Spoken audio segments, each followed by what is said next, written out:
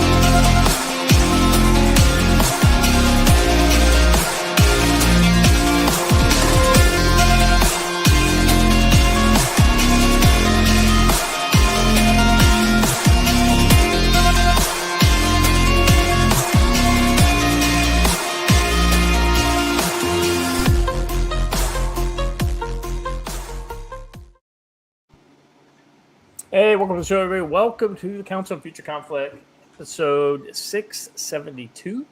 My name is Scott. I'm the proprietor of the Future Conflict channel. Today, we've got a great show for you. Memorial Day weekend with a lot of shit that happened over that, so that's kind of a catch-all category. And then we've got Deal or No Deal. We're talking about the Iran deal. Not a lot of story on that one, but we're going to end up talking about it quite a bit, I imagine. As always, I've got the boys with me. Don has, broken out of his Twitter jail in order to come and join us. Joe, of course. Your weekend was pretty sad, I have to say. You know, Memorial Day is always going to have an even more special meaning, right? So, Alan Erickson, for those who have not heard yet, the man in this photo with me. And if you look real closely, you can see Scott's shoulder in this photo. But yeah, right there, the blue right above the helmet. That's me. The little blue over the helmet is Scott. And I think Watcher actually took the photo. But Alan Erickson passed away on Saturday after 87 years of life on this earth. And over 40 years, well, right around 40 years of service to veterans in Northwest Montana. He was a Montana man through and through, raised here. He wasn't born in Montana, but he spent his entire life here. Navy electrician in the Vietnam era and Agent Orange victim. When he came back, he saw the way that the veterans were treated and decided he was going to give them something better, and dedicated his life to helping veterans who were homeless or on the borderline of being homeless, and created the first stand down in America where they issue out gear to veterans for the wintertime. And that's now something that's done all over the country. It's all because of Alan. So we're going to do some memorial stuff for him at our event in July. Matt did a really great, NC Scout did a really great tweet about him after I did. Matt and I met him on the same day, had a great time with him. Just a fantastic man that I decided to join his mission. And on his deathbed, he asked me to carry on his work here. And I will do that as best I can. But it's going to take a lot of help from all of you people. So we wish Alan fair wind and following seas, and tell him bravo Zulu for the work he's done over the last 35 to 40 years serving veterans.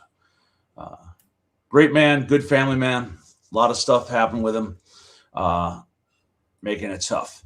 But I wanted to have another comment. Speaking of other family men, when this happened, I picked up something for inspiration.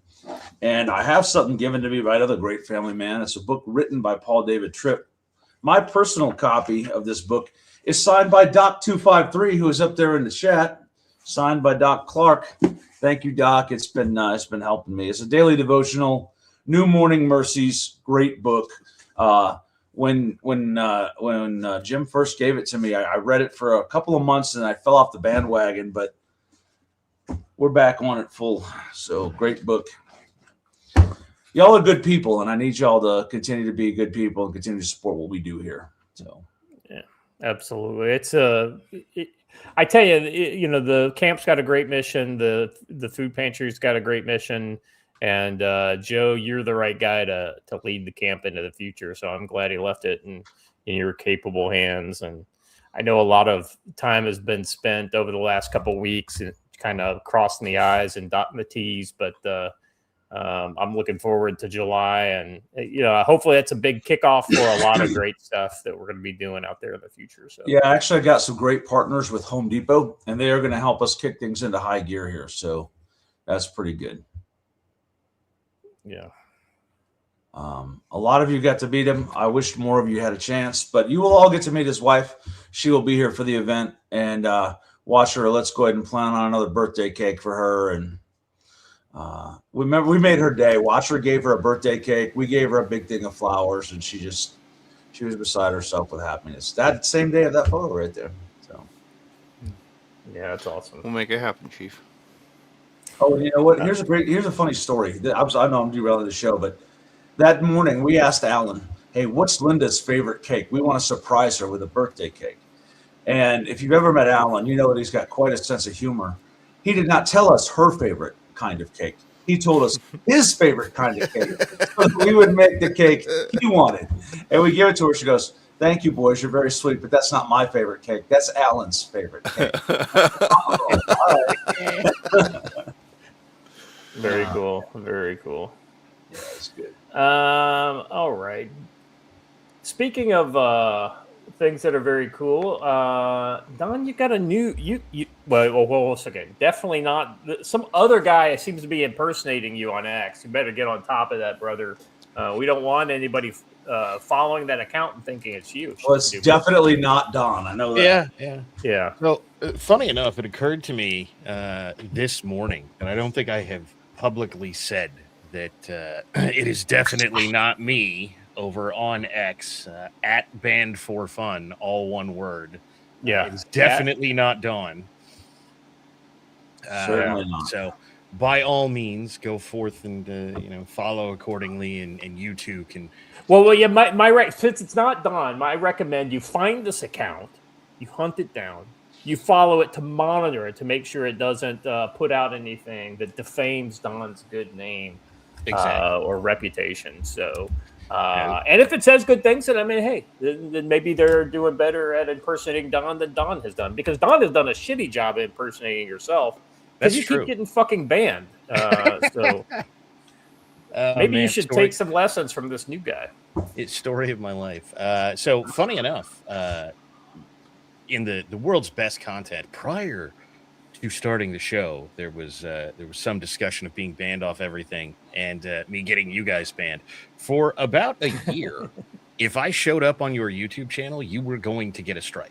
It was 100% chance. It happened to literally every channel I showed up on.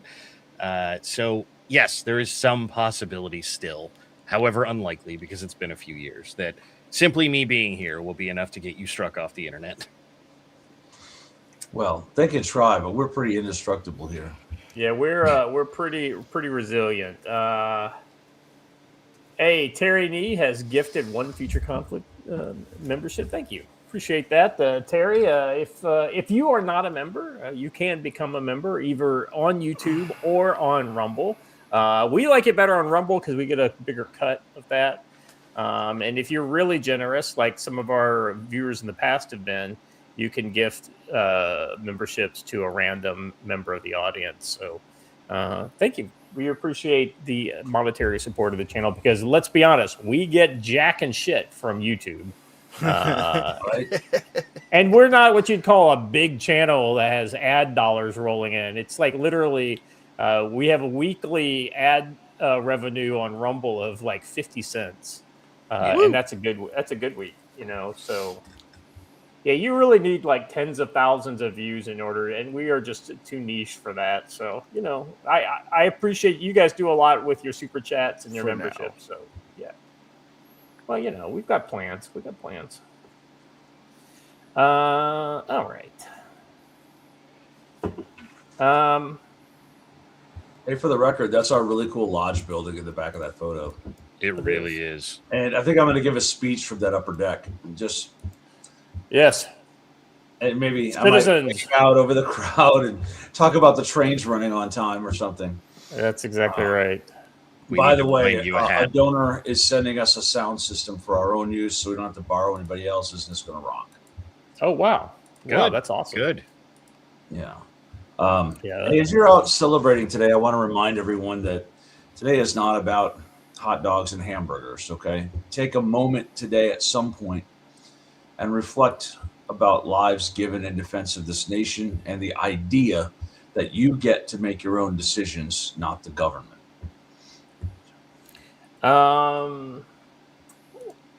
Watcher, how you doing today? How was your weekend? Good. Just working on projects, man. Didn't get as far into them as I thought, and stuff came a little late, so we probably won't get out on the water today. But I think we'll probably take the special, right? Because like I live in the place where one of the bigger places that most people want to come and camp for their holidays, and so generally locals can't camp here for the holidays. So we'll be taking advantage of the hey, everybody just left 2 days ago special. Probably come Tuesday night. Very cool.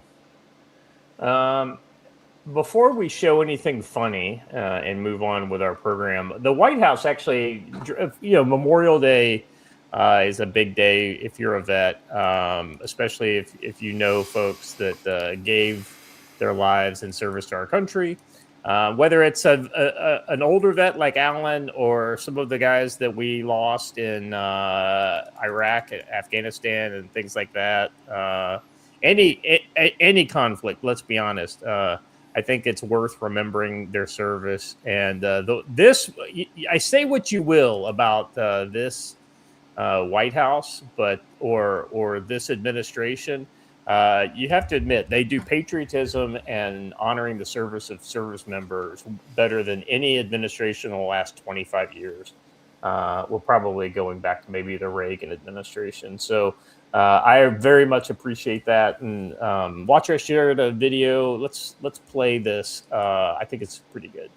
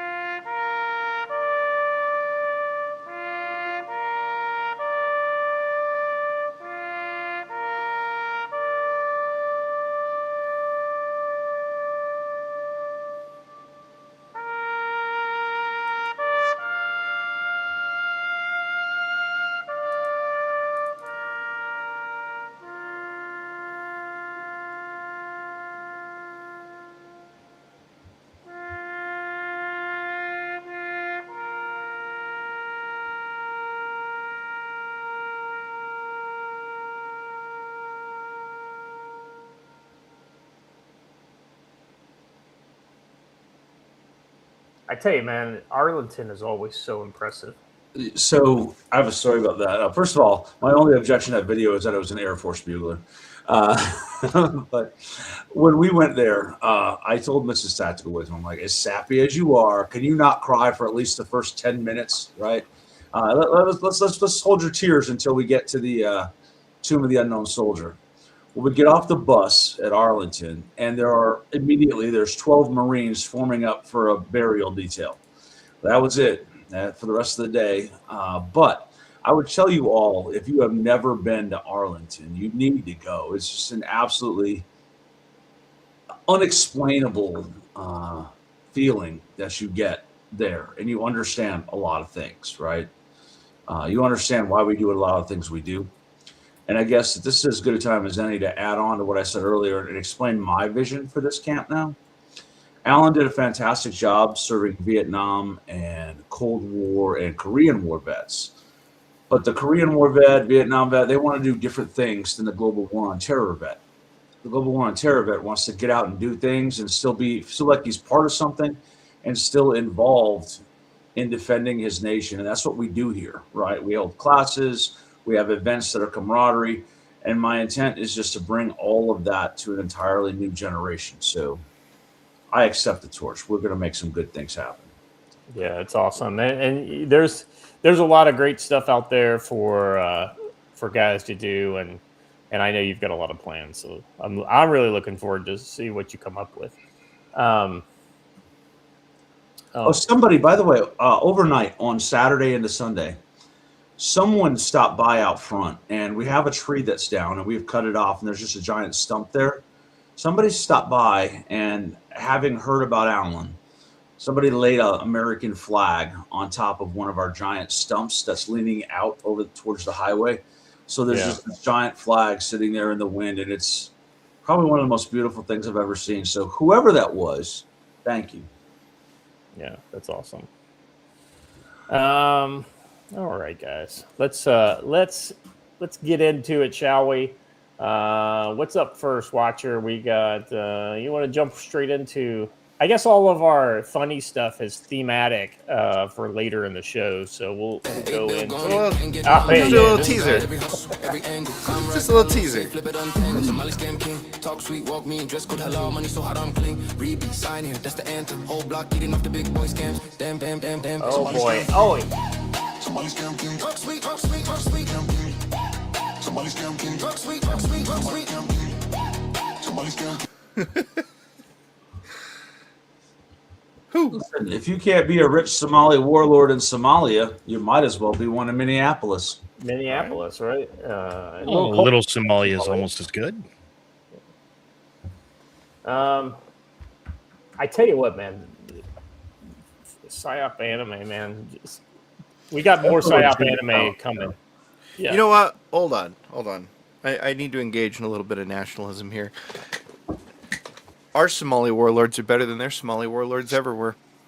No, I'm going to say richer. It. No, it's facts. No, they are. They're richer. It's that is their measure for ascent. Here's what I'm saying. America #1, baby. Even our shitlords are the best. I mean, not wrong. They don't have as many guns as the Somali ones do, but I would bet with that amount of money and with the legal ability to purchase them here, probably more. I would estimate.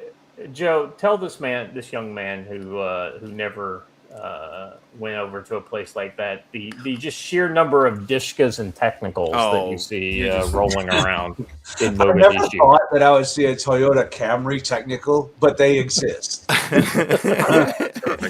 Take the trunk out, mount a machine gun.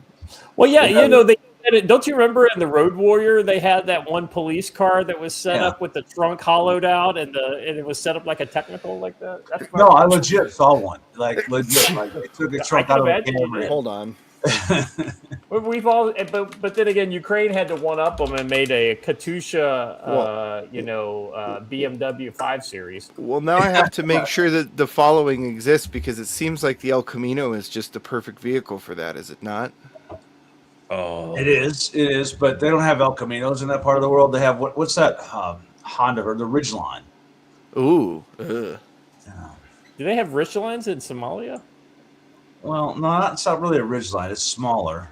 Oh, yeah. Why have I never seen a drug gang fit out an El Camino with a pintle mount? Why is this not a thing that I'm just familiar with? If you drive around Mexico long enough, you will find it. But here's the problem. An El Camino is it's like, okay, we can't find a pickup truck, so we'll use an El Camino. But the lower level, it's like car height, right?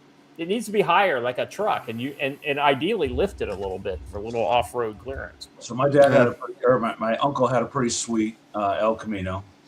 But one time, while conducting hunting activities that may or may not have been entirely legal, my dad had to shove my uncle's double barrel 12 gauge into a gun case really, really fast while it was loaded, and he blew 2 holes right in the floor of the El Camino. Nice. Fortunately, he didn't hit anything vital, but the El Camino is a legit vehicle. Listen, racing psychosis. I'm pretty Subaru Brat. That must be the Canadian version of the Baja or whatever. That might actually be what I'm thinking of. And all I want to say about that is, if I wanted a blown head gasket, I'd put a bullet through it myself. Thanks. Yep, that's the one. That's the one. Yeah, Subaru Brat. No, they made those for America. Yeah, but they're also all over the third world. So yeah.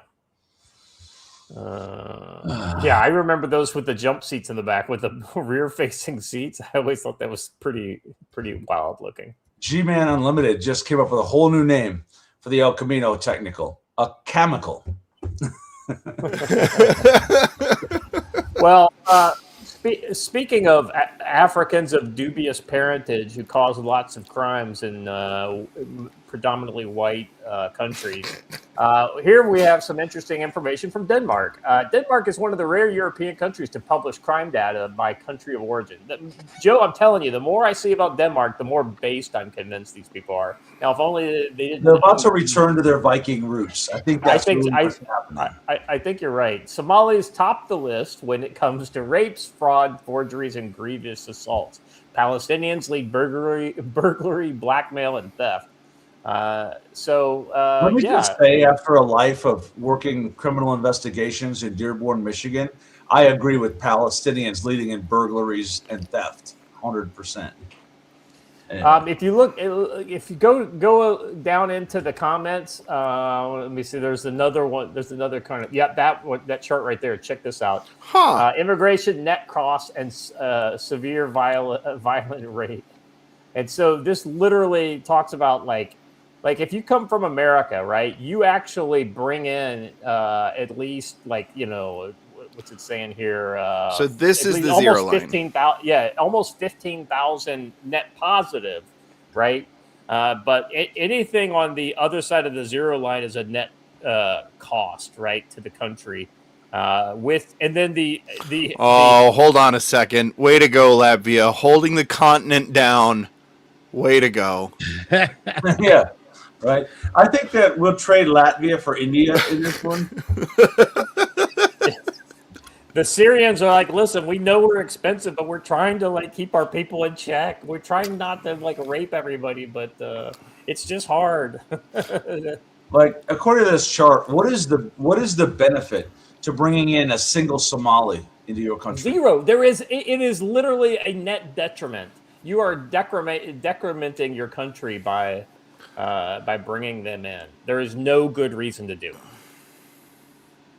I swear to God, these people, I'm sure there are good Somalis out there. I've just never met any of them.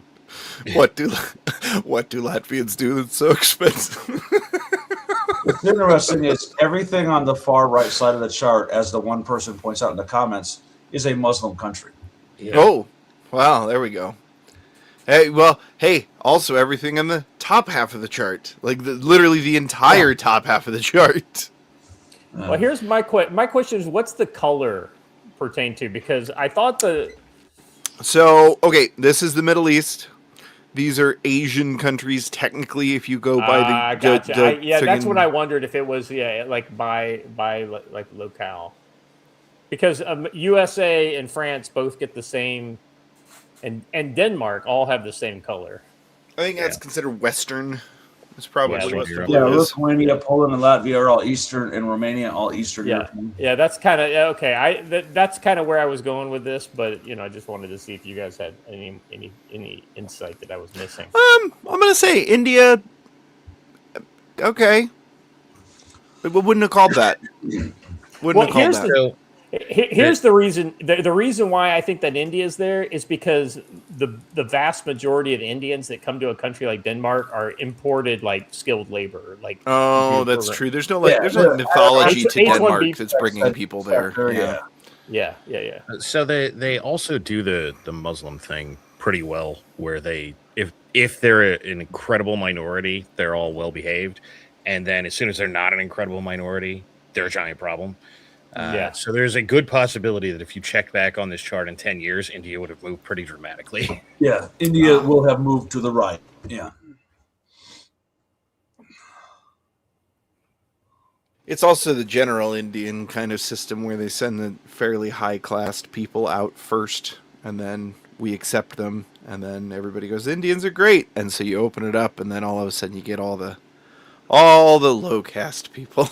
Exactly. Wanderway, I just want to say thank you for catching me. I meant deprecating, not decrementing. So thank you.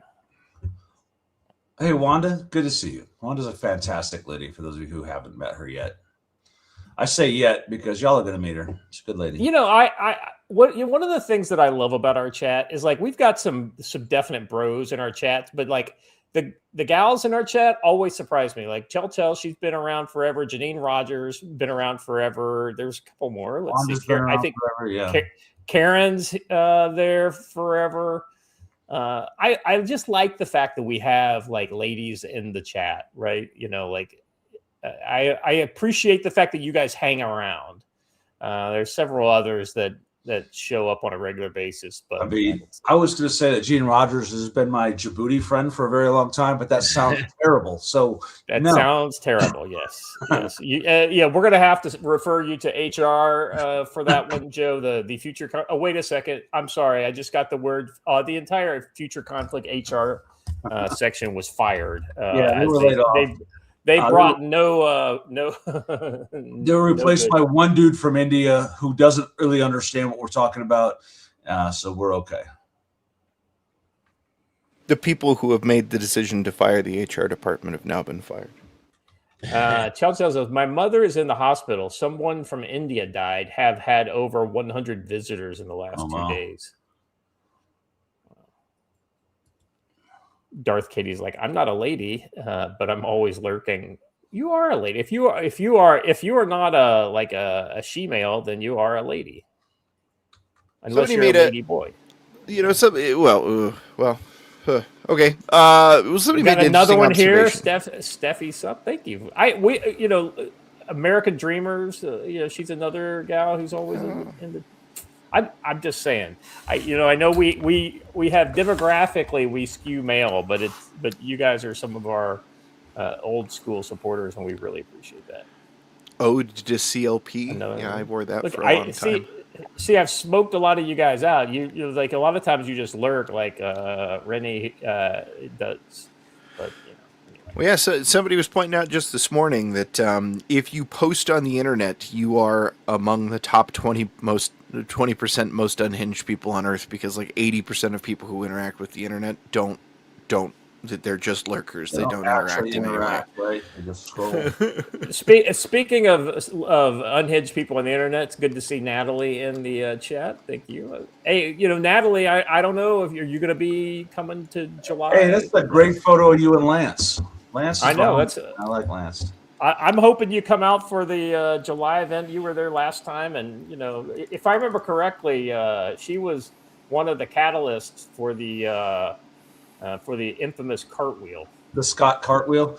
Well, me and Lance were in the corner sipping on a whiskey and laughing at you. Yes. Yeah, well, I mean, appropriate response. That's what I'm here for. Who's? I mean, Joe, come on, look at you. I mean, not clown material. You're way too serious. Well, gentlemen, hold on. Speaking of clown material, I found something too funny not to share. Gentlemen, the leftists are not okay. Shocking. People on Reddit believe that ICE is spending $55 billion on a nationwide crematorium network to start cremating immigrants at scale. But this is an important thing to note. As funny as this is that they believe it, you need to understand what that means to them. It enables them to justify some absolutely horrific behavior, and you need to be ready for that. All right, guys. Okay. Hear me out. Okay. Hear me out. Maybe we actually do this? What? I mean, James Wood on the weekend said if there was a button you could push that said every immigrant at home, would you push it? And I quote tweeted him and I said, that's the moderate option, James. Yeah, Marlene.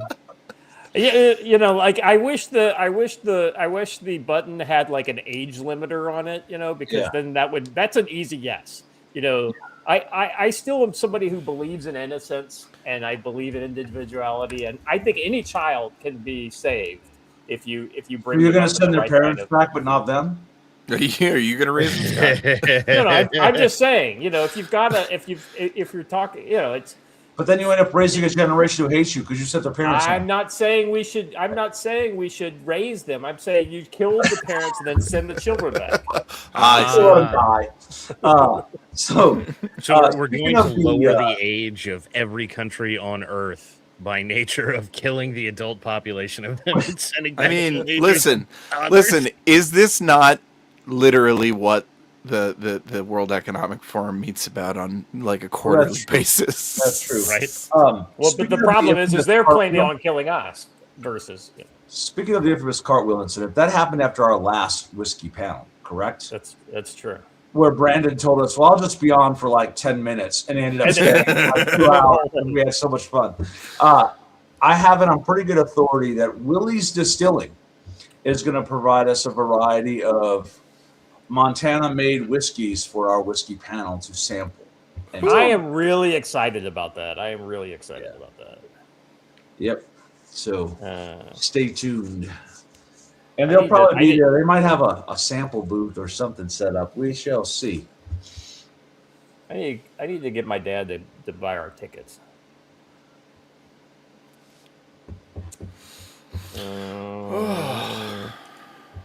All right. Anyway, great to see the ladies in the chat. I really appreciate you guys. You guys are always fun.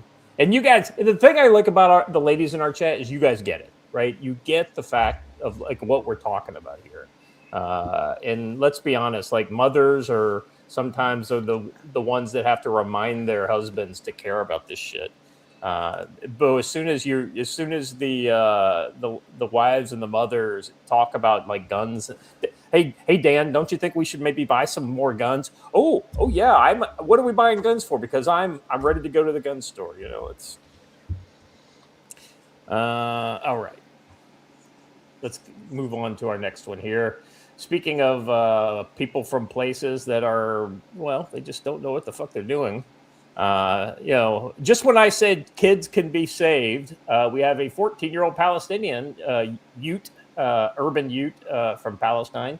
The Roman province of Palestine tried to carry out a stabbing attack against an IDF soldier. The anti-Israeli activist cropped and edited the footage to falsely claim that he was killed for no reason. This is the full unedited video showing exactly what happened. And so let's watch that again. Joe, you want to talk about? Is this actually new video though? I don't think it's new. I think what's new is the fact that they've released the whole thing. Oh, okay. All right. See, he goes for. It's like I tell you what, knives are so dangerous. Yeah, the majority of people who get stabbed did not realize they were stabbed. They thought they were punched. Yeah. And this dude he gets some good swings in. And look, the soldier approaching him or cop approaching him was completely non-threatening, non-confrontational. Yeah. Walked up casually. Yeah. And you drop a guy like that. You don't let him run away so he can potentially 100%. get away. You just drop him. I mean, especially these are soldiers too. These aren't police, right? So that goes to the non-threatening, and I mean, look, dude, you're presumably in a war zone. If there's a dude walking up to you, this like condition white game where it's just like, yeah, bro, what's up, is probably not good for your health. That soldier was clearly not in the proper condition, yellow or orange, right? That he should have been. You don't close that gap and get even closer to him. Right. I mean, Joe, you know the way it is. Like when you're doing these types of patrols, you may have like one or two, like an E5 or an E6, who's got some pretty good training for local security and things like that. But mostly, you've got privates that are the ones that are the point of contact. And a lot of these privates, they were in basic training a year ago. Yeah. And they just don't have the experience. And, they are the ones that get complacent if leaders don't, poke them with a sharp stick from time to time. Well, I'll tell you too, though, were this an American checkpoint, there'd have been a guardian angel somewhere up top where that dude's head would have exploded like a melon the minute he pulled the knife out, though. Also true. And you'd also have some standoff, right? You'd have some sort of a barrier that wouldn't allow the guy just to be able to walk right up to him. The easy thing is the concertina wire that we put everywhere. You know what? If you want to learn how to properly establish a checkpoint, come to my community security ops class where we do this. And I have guys like Don role play being the hostile crowd that approaches your checkpoint. Indeed. Remember, we had a legit crowd at the one in Oklahoma. We had like 15 people walk up to that checkpoint, and you could see the guys. They knew it was training, but their tension level went through the roof. Exploded. So Marlene asked a good question here, Joe. Maybe you can address this a little bit. Is this what happened to our National Guard in D.C. last year? It was actually the opposite. Our National Guard guys were just walking down the street, and the guy ran up behind them and pulled the knife on them. So it was pretty similar, though. Yeah, there's just not a lot you can do about that either. Yeah. Like, I mean, you can't watch everywhere all the time while you're moving around. True. Yeah, that's a good point. I don't know what else could be added to that, but I do want to say that this next video is my favorite thing I've seen on the internet in the last week or so. And I'm so happy that it made it to the show notes. I'm so happy. I just love I saw this somewhere else. I think I saw a cut down version, but this is the full version. Like it's 2 minutes long, and I'll be honest with you. I think we watch it twice. This guy says I expected this to be a little tiresome, but after the 100th viewing, it turns out I was mistaken. Gents, the flotilla made it back to Spain.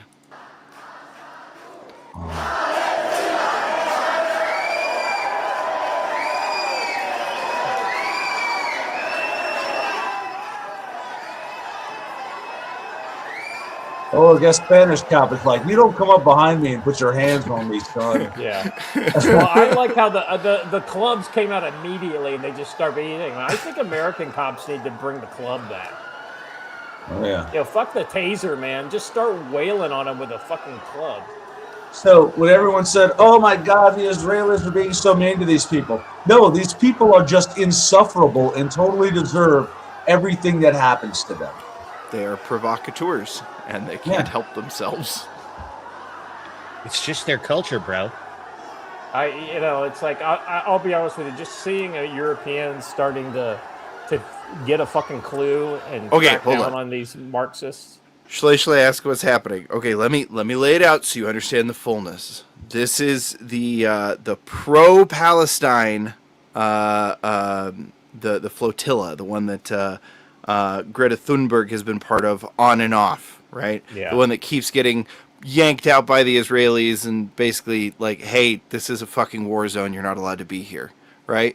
And then they get sent home and they get little pats on the head and they act all dramatic and try and get the Israelis to abuse them. And it's a whole theatrics thing. Well, they got sent home to Spain and the Spanish police didn't put up with their shit. That's what's going on.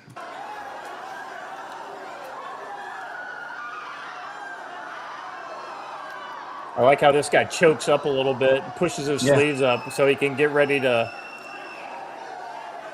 And basically, look, these cops are doing it old school too. Notice they don't have the expandable batons, right?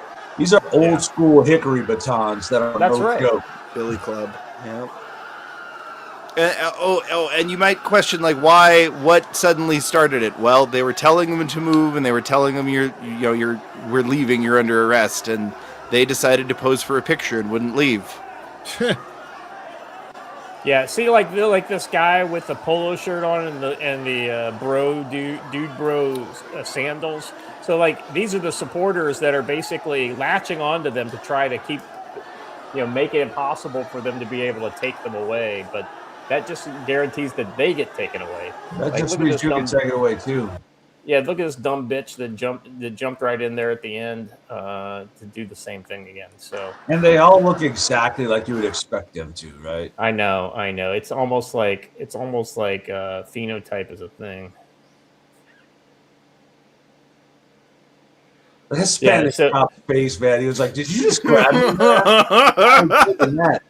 I guess in a scrum like this, I would be so. I mean, I don't have extensive jujitsu knowledge, but I know enough to break a guy's arm pretty fucking easy.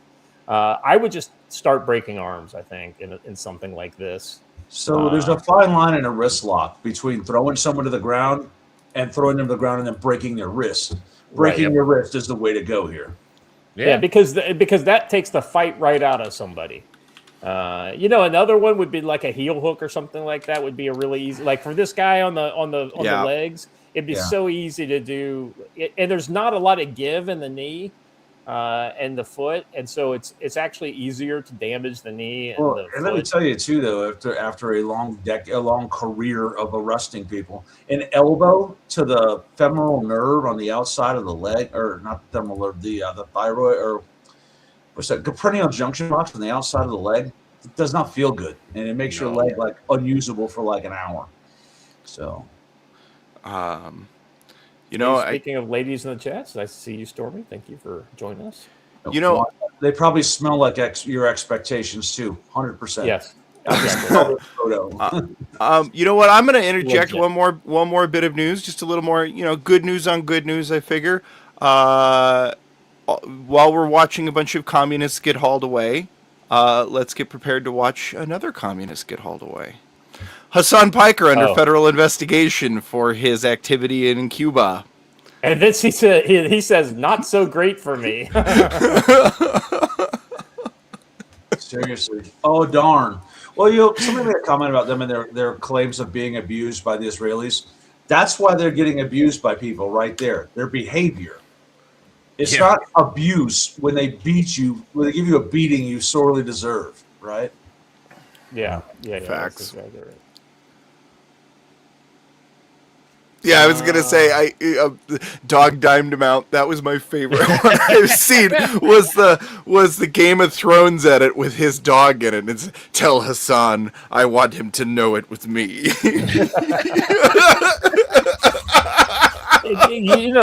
If the sun gets pulled, gets pulled in, that will be the best perp rock in history. I think it would be the most karma induced perp rock of all time. I'm gonna be so sad if we don't get one.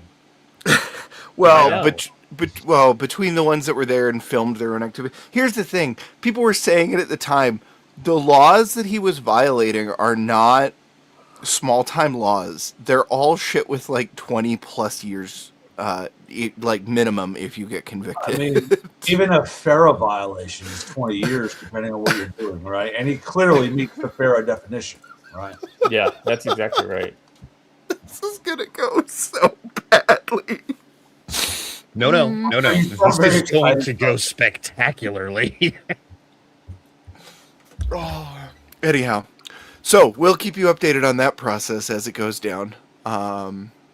Next, tunnels and Jews, but not in the way you expect when I say those two things. So this is a little bit of Israeli underground action. Joe, this is what I imagine spelunking in Djibouti might look like in some places. It looks like a horror film to me, but it does. Yeah. So this is let's see here. Let me read. This is the trailer IDF for 28 Days Later. IDF found another Hezbollah underground terror tunnel, 100 meters long, with 4 hideout rooms with a lot of weapons inside in southern Lebanon. Israel will destroy every single tunnel. Now, I want to point something out. The amount of rust and chipped paint down there tells you how long this has been there. Oh, yeah. And it looks like those are shelters they've dropped in there. Yeah, I was just going to say that. I'm very confused about some of this because this looks like it's blasted through rock. But then you have shelters that are larger than the rock is that have somehow been like dug in from above. Well, what dropped in and then buried. Yeah. So, it's either it depends. I mean, because of it looks like this is tunneled out of rock. What they probably did is hollowed out a big cavity and then just put the box, constructed the box, welded it in place. Right. Yeah. Right. That would actually looks like it's a refrigerator container. It does. That's literally what I was thinking, is that these look like reefers that somebody dropped. Well, that would actually make sense because that would protect you from thermal signature, even though you're underground. Listen, I'll tell you this: you do not want to attempt to clear one of these. This does not fuck all look like any fun at all. Right. Yeah, I you wanna want a million grenades if I'm clearing this. Well, here's the thing. Like, this is literally the best use case I can think of for some of these drones, especially the Right. fiber optic drones. Yeah. I've got a better idea, and it's just not that complicated. Thermobaric. Yeah, I mean, absolutely. But if you're looking for, if they've got hostages, for or evidence or if you're looking for something very specific, like a key leader or something like that you want to take alive. Is that a bat? I've seen it like 3 times now. It's a bat. It looks like a bat. Yeah. Perfect. Wonderful. We're a bunch of Willie Pete and close the doors. Yeah. Yeah. Hunch, I was about to put you on a milk carton. We hadn't seen you yet this morning. I was a little worried. Well, he was able to sleep in today because it's a holiday. This is a holiday Hunch actually gets, I would imagine. From what I understand, Hunch might need the rest. Poor man might have suffered some abuse. Listen, he doesn't want me to do this, but I'm going to anyway. So this weekend, as things were happening, first of all, Hunch's dad texted me, which was pretty darn awesome with a great message. And then Hunch texted me and said, "Hey man, do you need me to come there?" And he was 8 hours away, and I was like, "Nah, bro, but thank you for the offer." So Hunch is a legit dude. As much as he tries to be a smart ass in the chat, well, he is one in real life too, but he is also a solid dude. So good man. And of course, he corrects me and says, "I was on site at 6 a.m. tonight." Yeah, that doesn't surprise me, if I'm honest. Yeah, it doesn't. All right. Let's see what we got next on the. Oh, we got a little from Rubio about India. I thought this was interesting because let's be honest, like this is probably the most obvious statement of all time, but sometimes you need a guy like Rubio to say it. What did you make of the question you got yesterday on racist comments about? I don't know who he was talking about, but I assumed that he's talking about like people posting stuff online. I don't even know. Some of those could be a troll, it could be a bot. I don't know. So that's why I asked him specifically, can you tell me what you're talking about and who you're talking about? He didn't have a specific example. But the bottom line is that in the modern era, you go online and there are people saying all kinds of crazy stuff online. I don't even know if they're real people or who they are. So, but I didn't know where he was coming from. I think there's something that was reposted by the president where he was talking about India being Well, I gave him a chance to tell me that. That's not what he said. The president loves India. He said it last night. Were you guys there when he called in for the event last night, the 250? The president's a big fan of India, a big fan of Prime Minister Modi. I wouldn't be here if the president didn't want me to be here. He cares. He wouldn't have sent someone like Sergio to be our ambassador, someone who's very close to the president. So, but I gave that reporter, a chance to tell me who he was referring to, and he didn't. So I just assumed he's talking just about random voices out there. I mean, people say stupid stuff all the time on social media in every country in the world, unfortunately. It just kind of goes to show you the quality of reportage has not improved with the administration. You know who I feel sorry for is that DSS agent right there. You can see with the sunglasses on, Diplomatic Security Service, because it's India and it's probably like 107. Yeah, and he's there in a jacket and a tie. That's why Rubio's not in a jacket and a tie, because it's hot there. I saw something that said the real temperature of India, like over the next 24 hours or something like that, it's going to be like 50 degrees centigrade, which is so damn hot that I don't even know what that is in Fahrenheit. I would assume it's like 120, something along those lines. That's hot, but it's humid. Like I've been in 120 before, but I've never been in 120 at like 90% humidity. Now that sounds miserable. Seeing that Brisbane background made me think of something Memorial Day related. When you mentioned the lives that we lost in Iraq and Afghanistan, that's something to think back on.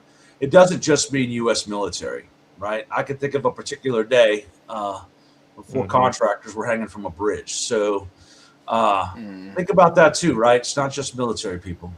Well, here's the thing. Oh, almost every contractor I ever encountered overseas was wearing an American flag on their uniform, and that shows you exactly what they thought of their service as a 122. Yeah, thank you. Speaking of smartasses, Pleb Wife is in the chat. Oh shit! Oh. Speaking of ladies in the chat, Don, you're in trouble. Your wife is watching. Damn it!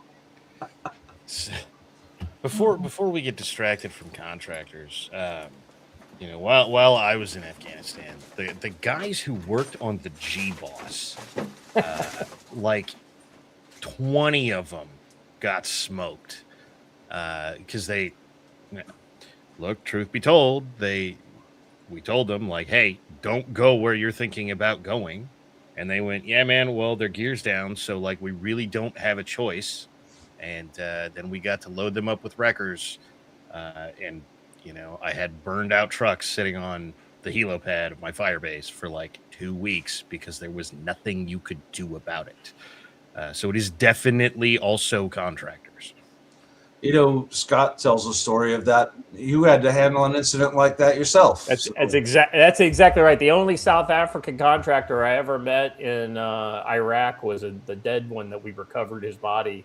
And evidently he was advising his French boss against going into that very ambush that he ended up losing his life over. And by the way, the French guy who led them into that area, which we told them not to go through, he was able to make it out alive. So, well, that Fallujah incident that I just alluded to, that was the purpose of it, was to clear a route so that to do a route recon to see if we can run a convoy through there. And boy, we shouldn't have ran a convoy through there. So, if I remember correctly, that was a joint military and contractor thing, and like that was really hairy. That was a really hairy gunfight. It was, and I think it was a U.S. Army Master Sergeant was pretty injured, and that those contractors basically did everything they could to save those guys, and eventually gave their lives for that. So it was. Well, it was the contractor's QRF wasn't allowed to go because it was so hot.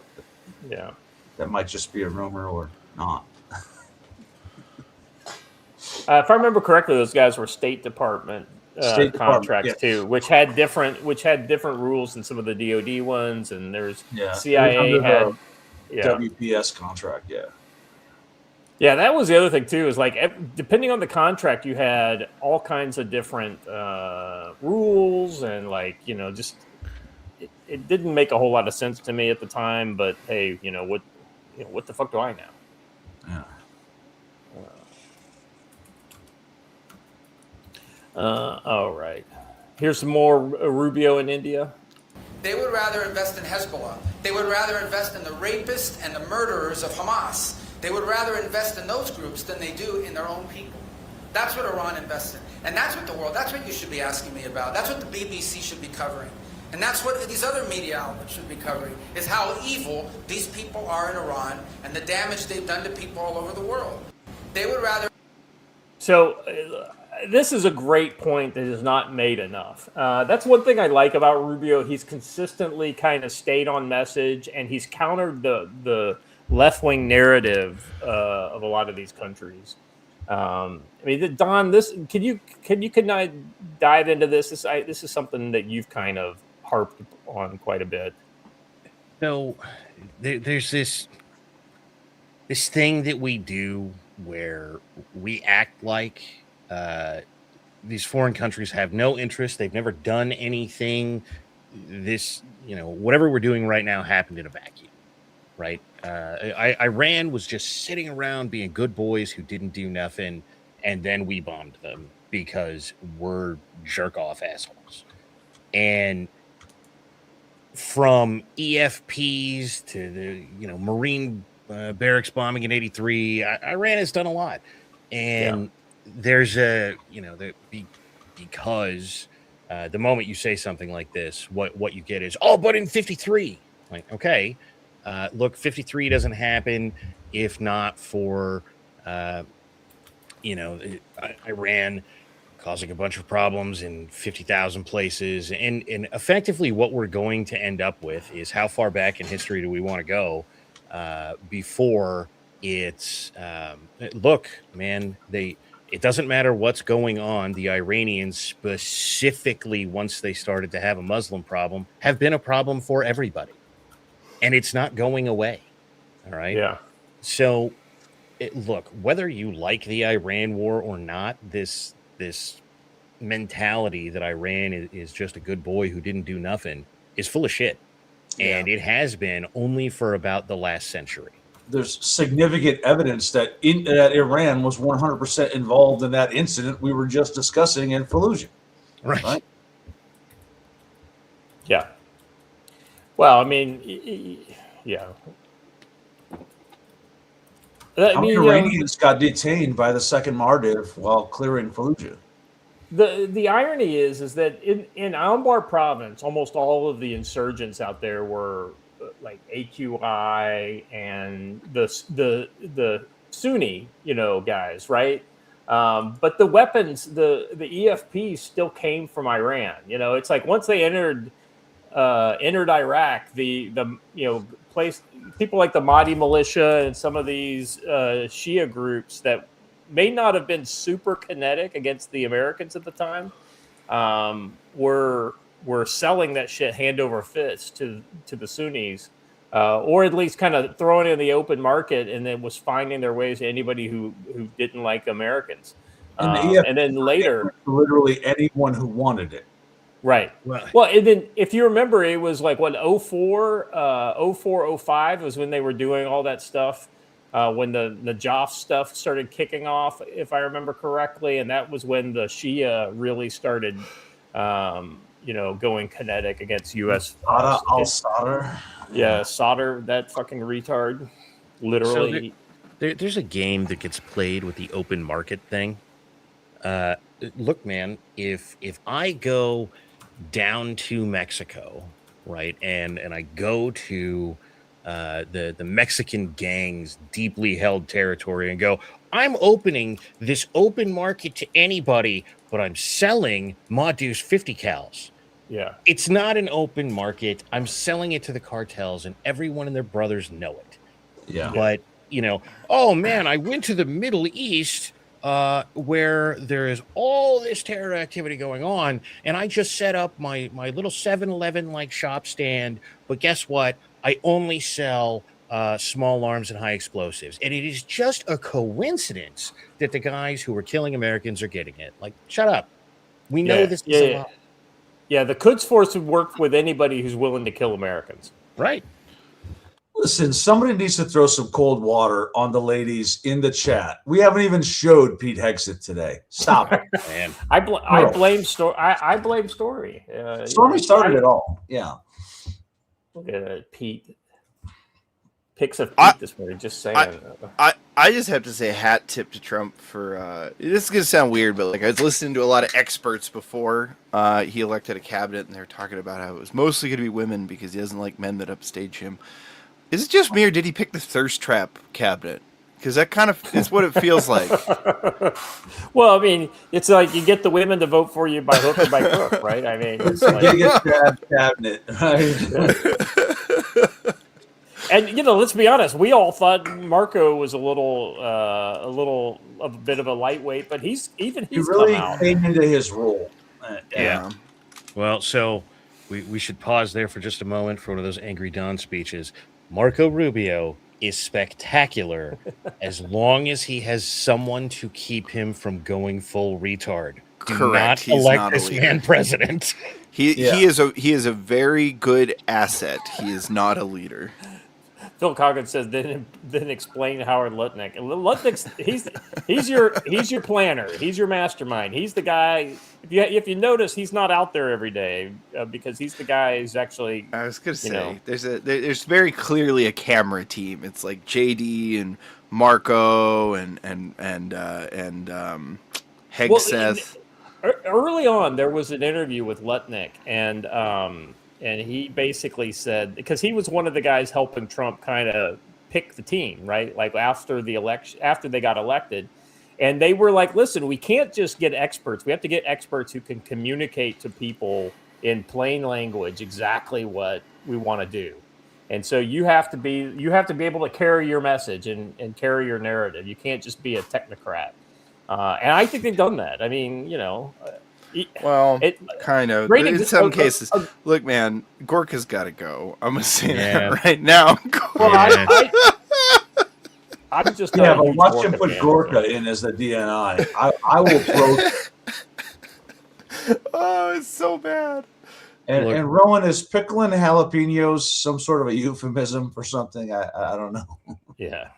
You know what Gorka it would be good for is we should all be ridiculously embarrassed by there being a literal White House cheerleading team that just says stupid shit, and it is just Gorka. That's it, right? Every answer is like the Miss Universe, like, what would you do to solve world hunger? Like, I would just give people food, and President Donald Trump is amazing, and I'm going to fillet him under the desk later. I'm going to go with what Diana is saying here. Trump's 2.0 team has been very good. Even the disappointing ones haven't tried to stab him for the Dems and the Rhinos. Here's the thing. I think Bondi was doing exactly that, and I think that's why she's out. Yeah.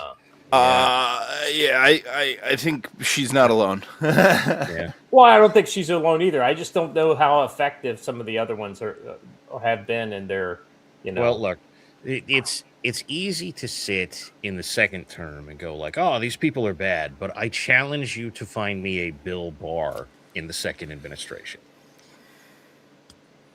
True. What do you mean? You're talking about somebody just like a flat out traitor. Yeah. And here's the sad thing. Trump thought Bill Barr was his guy, like almost to the very end. Yeah. It wasn't. It was like the last 6 months, wasn't it? When he got, or was it after the election? He finally got rid of Bill Barr. Yeah, it was all the way to the end. It was, and Barr was a disaster from minute one. So someone in the chat asked for proof of life of Cammie. Here is Cammie, the camouflage kitten. She's fine. We haven't seen her in a while. She's a little irritated that I made her come out of her little hiding spot, but there she like is. that. She hasn't been bear bait. Hooray! Come on, Cam.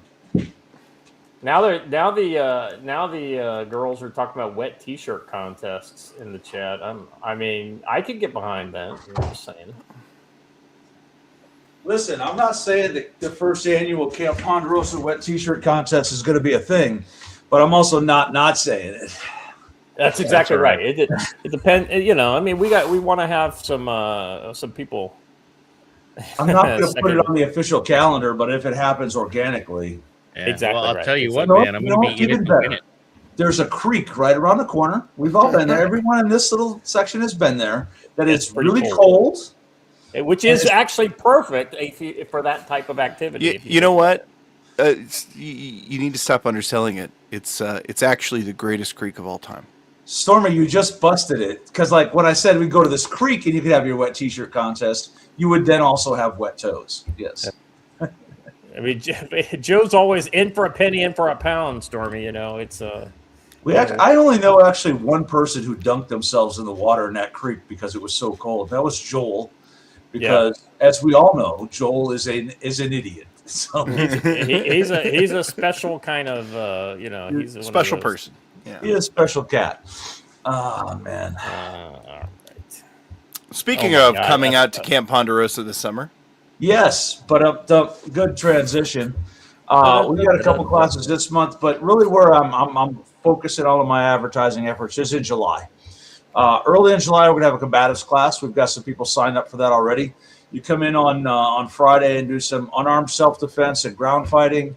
Saturday, we do sticks and knives. And Sunday, we do a little cold firearms combatives, including bayonets. Then the next day, we're going to run into some executive protection training, the 13th through the 15th. And then that weekend, we're going to run War Lizard Tactical's defensive pistol on the 18th and 19th of July. You have to register for that at War Lizard Tactical. It's going to be down at our range, which is now officially Erickson Range. And then July 20th through 22nd, I'm going to run Community Security Ops Then we jump right into Mountain Readiness, 24th through the 26th. The 27th, I still don't have it listed. I'm going to do a one-day defensive firearms class. We're going to do a little bit of pistol drills, make you do some stuff. And then the 28th through 30th, Fieldcraft again. So we've got a lot of things going on in July. Come on out. So good stuff. Hunch. What? Terrible. I tell you, the chat is. I am. This is like my favorite iteration of the chat in a few weeks. You guys are like. It's like we got all the old gang here. The ladies are all being totally inappropriate. I love it. No joke. It gets more wild when it's in person, right? Man, we sat there the last time we did this in person here, and we were like, all right, if you want to ask us a question, write it on a sheet of paper and give it to us. And then I was sweating because I'm like, Lord knows what's going to be on these slips of paper when they come up here. And there were one or two where we're like, probably all written by Hunch for the record. We're like, we're not reading that one online. Right. Real quick, let's get a in the chat, like put like a F in the chat if you're going to be going to the event in July. I want to see. I'm just curious what the. I know a couple of you have already said you're coming. I just want to see who is. If you're not coming, then you can maybe put a frowny emoji. I don't know, something like that. That's what ladies do, right? Hopefully we can get a couple. Yeah, see, Natalie's coming. Oh boy, I have to change a few event plans. Natalie's coming. Man, Natalie's a good time. Natalie's a lot of fun. She really is. And she was at our very first event in Louisville. And she got to have the original Derpy pies, right? Yeah. So we're the Clark boys and Hunch and a lot of the others. Yes. Yeah, CWSB has a great point. Wet RBS contest. Ooh. Who has the largest collection of Rhodesian brushstroke, including this piece right here behind me? Oh, it's me.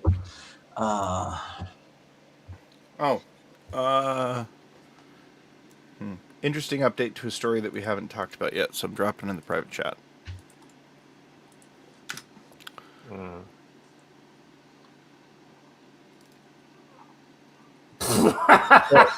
Apparently, a lot of people didn't hear you because I know that there are people in the chat who are going who just didn't answer you. So, yeah. Well, you know, and a couple of you are on the board. I'm telling you, if you come, you're gonna have a good time. You're gonna be happy you came. Rick Duke of Malta says, and she was at Operation Southern Comfort. Listen, I think Natalie will be one of the first to agree that we just don't talk about Operation Southern Comfort anymore. How are the plans coming? The plans for me to come back to America and to go to the event in July are all going apace, and I'm excited. I'm looking forward to being back in America. So many people are asking me, because it's totally normal for career guys in Korea to basically, hang around and then get a job in Korea and keep living in Korea, especially people with Korean wives and whatnot. And as soon as people are like, "Oh, you looking for a job here in Korea?" No. I will never live here ever again.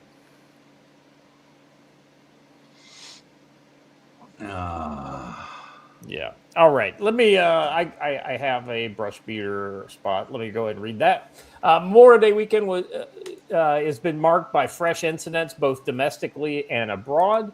Talks of a potential deal with Iran remain fragile and uncertain as America honors its fallen, and threats to our security, both abroad in the home, continue to grow. When violence erupts and normal communications fail, you need gear and training you could actually rely on.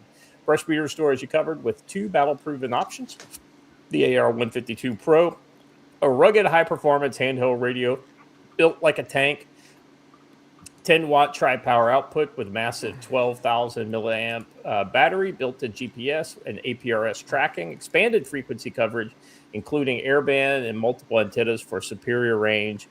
When the cell service dies, and back it up with the RTO course, hands-on, no BS training that teaches you how to build real signals, operating instructions, manage frequencies under pressure, and run secure group comms in a high-threat environment. Get the AR-152 Pro at brushbeater.store/product/AR-152. 152-Pro, or enroll in the RTO course at brushbeater.store/collection/training. Use code CFC10 for 5% off all radios, accessories, courses, etc. Orders over $150 shipped for free. Big thanks to Matt at Brushbeater Store for powering the Council on Future Conflict this Memorial Day weekend as international incidents of domestic unrest and an uncertain Iran situation continue to unfold. Head to brushbeater.store, enter code CFC10, and build the connected, capable security presence your community needs. Now back to the show. And check out that new website. It's looking pretty flash, if I do say so myself. Watcher, the women are demanding some sort of a photo of Pete Hegseth. Just so you know. See, $10. There you go. There you go. Yeah, look at this. Just in time. American Dream says for the Pete pick. See, now this is. Wait, are we still talking about Pete Hegseth or? Well, I didn't realize that Pete Hegseth was a walking tactical wisdom billboard. You didn't know that? He is. Yeah, he's a big fan. That's why he's got the tattoo. I know. I'm just saying, I love how we just immediately attribute the Jerusalem cross now to tactical wisdom. Wait, you're paying for. But it's worth another $10. Send another $10, and we'll show another picture of Pete. Listen, the women are out here soliciting inappropriate pictures. It's not usually women complaining about getting pictures. Now they're out here paying for them. Diatica's like, is this image out of Washer's personal collection? No, Seriously, that got man, he had me. that on standby pretty quick. I know. Yeah, that's because the person who gave us the tip tweeted it at me 10 minutes ago and has been commenting on it. Show it, Watcher, show the photo. Janine Rogers. Yes. Sorry to by name you there, Janine, but hey, you know what? It's what we. By the way, her her name is Jean, not Janine. Oh, Jean, I'm sorry. I see that. I see the Ann in there. People's names. It's okay. It's a Scott thing. I see the Ann in there, and it seems like I remember somebody that spelled it that way was Janine, but I see you. All right.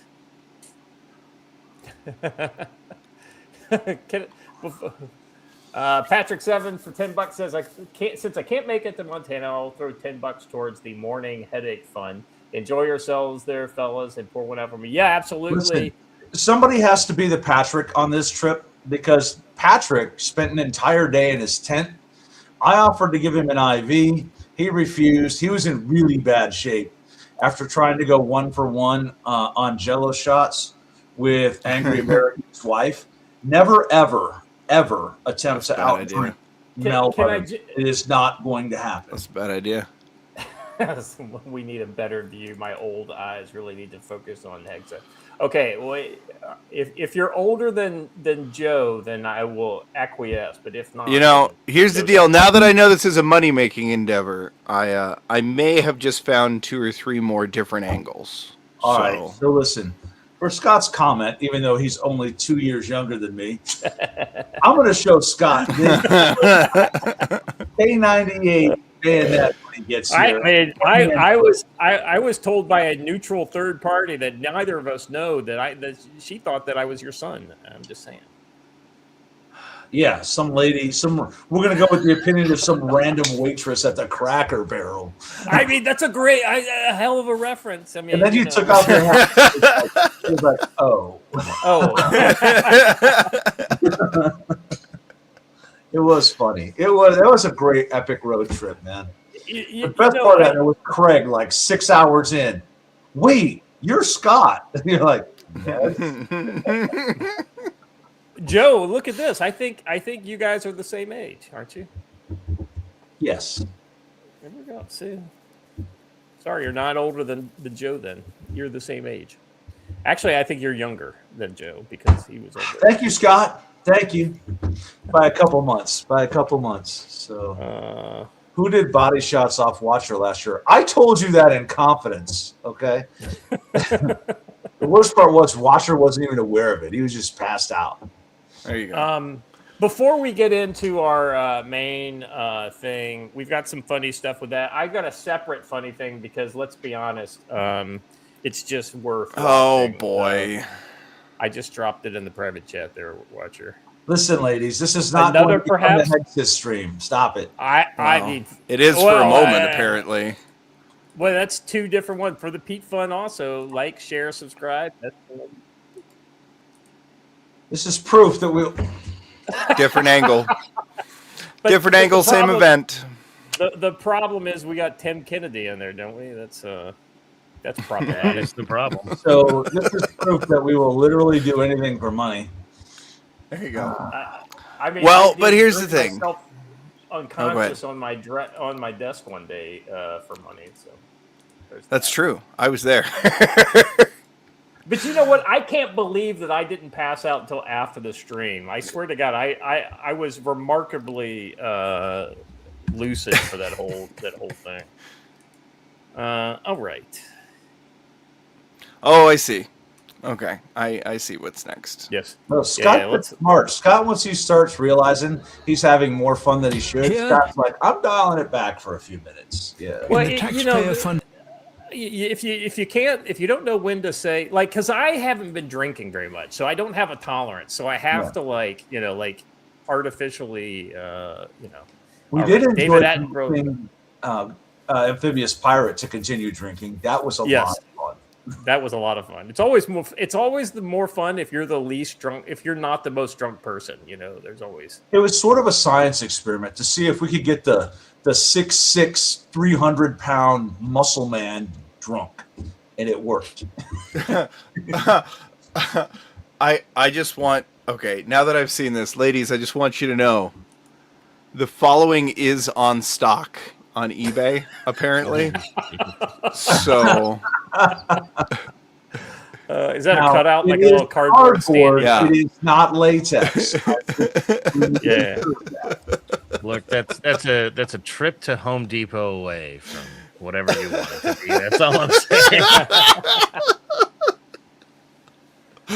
all right, so Scott, we got a video next, apparently. Yeah, let's. If those for those of you Here, that like in the nature, taxpayer-funded urban estates of Mississippi, we are granted the rare privilege of observing a truly magnificent attempt at conflict resolution between two exceptionally robust females.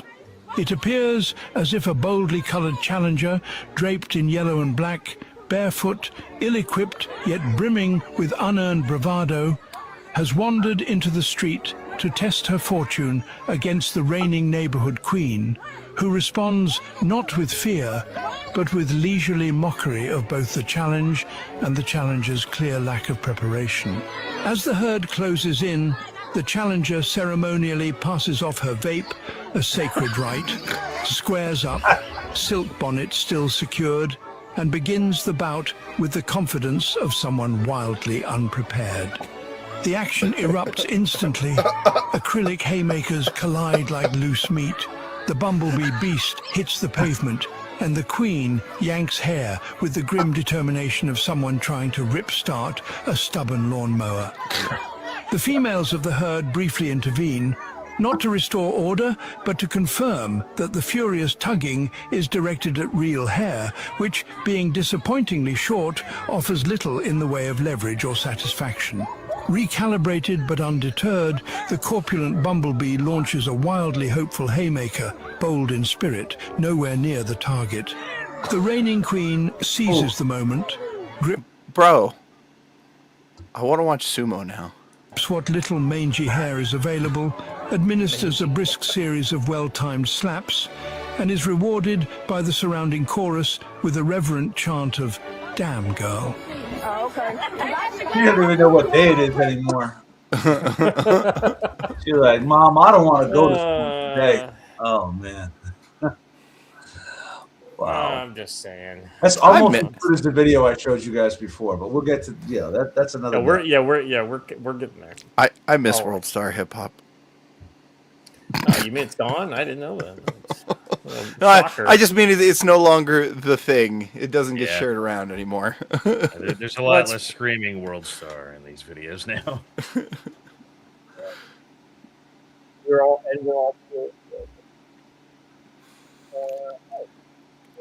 Whoa, Scott! I'll give you a minute for the tin can to readjust. Oh, there, you're back. There we go. You know, did I lag there for a sec? You know, your audio was weird for a minute. But it's back now. Totally fine. By the way, I think I missed Hunch Dirty Roofer's super chat for $2. Go look into why this is over on Rumble.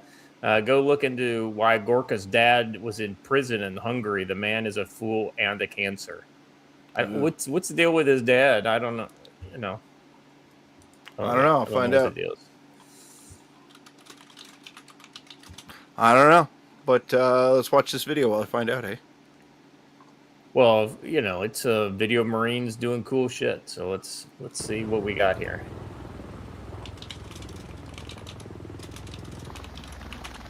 Not a scene a lot of countries want to see. Broad daylight, V-22s dropping down in the parking lot of the U.S. Embassy. This could be very disconcerting, I bet, for the local security folks. I mean, for all the symbolism of this, I mean, it's just a fairly regularly scheduled Neo-style exercise. Hey, Joe, what's your kind of take here? Inside this Osprey are many men praying that they don't crash, but it's a good platform. It just needs a lot more space to land than anything else. Look at how far out those wings go. But this is pretty much how NEOs go. We would normally use the 53s rather than these, but this brings back memories. We entered Mogadishu much like this, but in 53s. So the first time. Update on the Gorka thing. No idea what he's driving at. All I can see is that his dad was arrested in an anti-Soviet roundup, like it's anti-communist resistance activities. I mean, that doesn't speak negatively of the man. So. That's what I was going to say. Hunch, you're gonna have to fill us in on what's going on here. His granddad were part of the Hungarian National Socialist Party. Different kind of socialists. Why they were anti-communist? They were the other kind of communist. I mean, you know, it was the thing to do back in the day, right? Banderite. That's the word you're looking for. Banderite. All right, a little more. Quite a lot. A little more in this operation here. This is a thread, multiple X posts from SOCOM or Southcom rather. General Francis L. Donovan was in Caracas, Venezuela today for his second official visit to the country. He took part in the bilateral discussions with senior interim government leaders, met with U.S. Embassy leadership and staff, and observed the joint force conduct a military response exercise. That's the NEO we were talking about. General Donovan, a contingent of U.S. service members are transported to Caracas on two USMC MV-22B Ospreys that were part of the exercise. We remain committed to ensuring the implementation of POTUS three-phase plan, and particularly the stabilization of Venezuela, by hook or by crook, I'm sure. Moving on to the next one. There's some pretty good pictures. I want to point out that General Donovan's security detail on the back does not make me believe Caracas is as safe as secure as you might think, because dude's in full gear. So yeah. Well, look at the next group of pictures.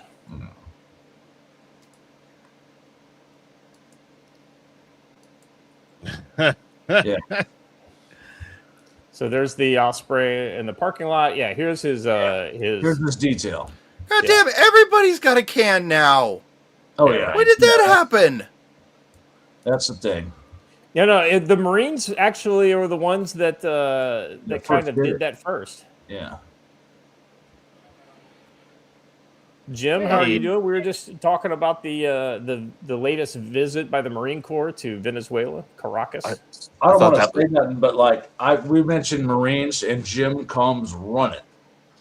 That's true. It's the life of spooning with Marines. I'll tell you what, it was impressive, and it achieved a very, very good statement. If I'm a security official in Caracas, I'm shitting my pants seeing those guys come in.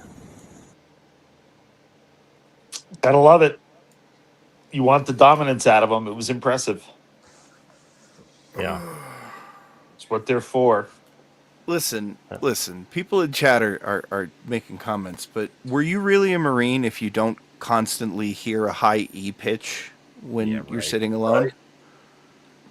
Man, I want to point out, them boys are carrying lots of ammo. They got like the double pouches on their belt. They do. Yeah. Oh, man. That's a Yeah. thick combat load.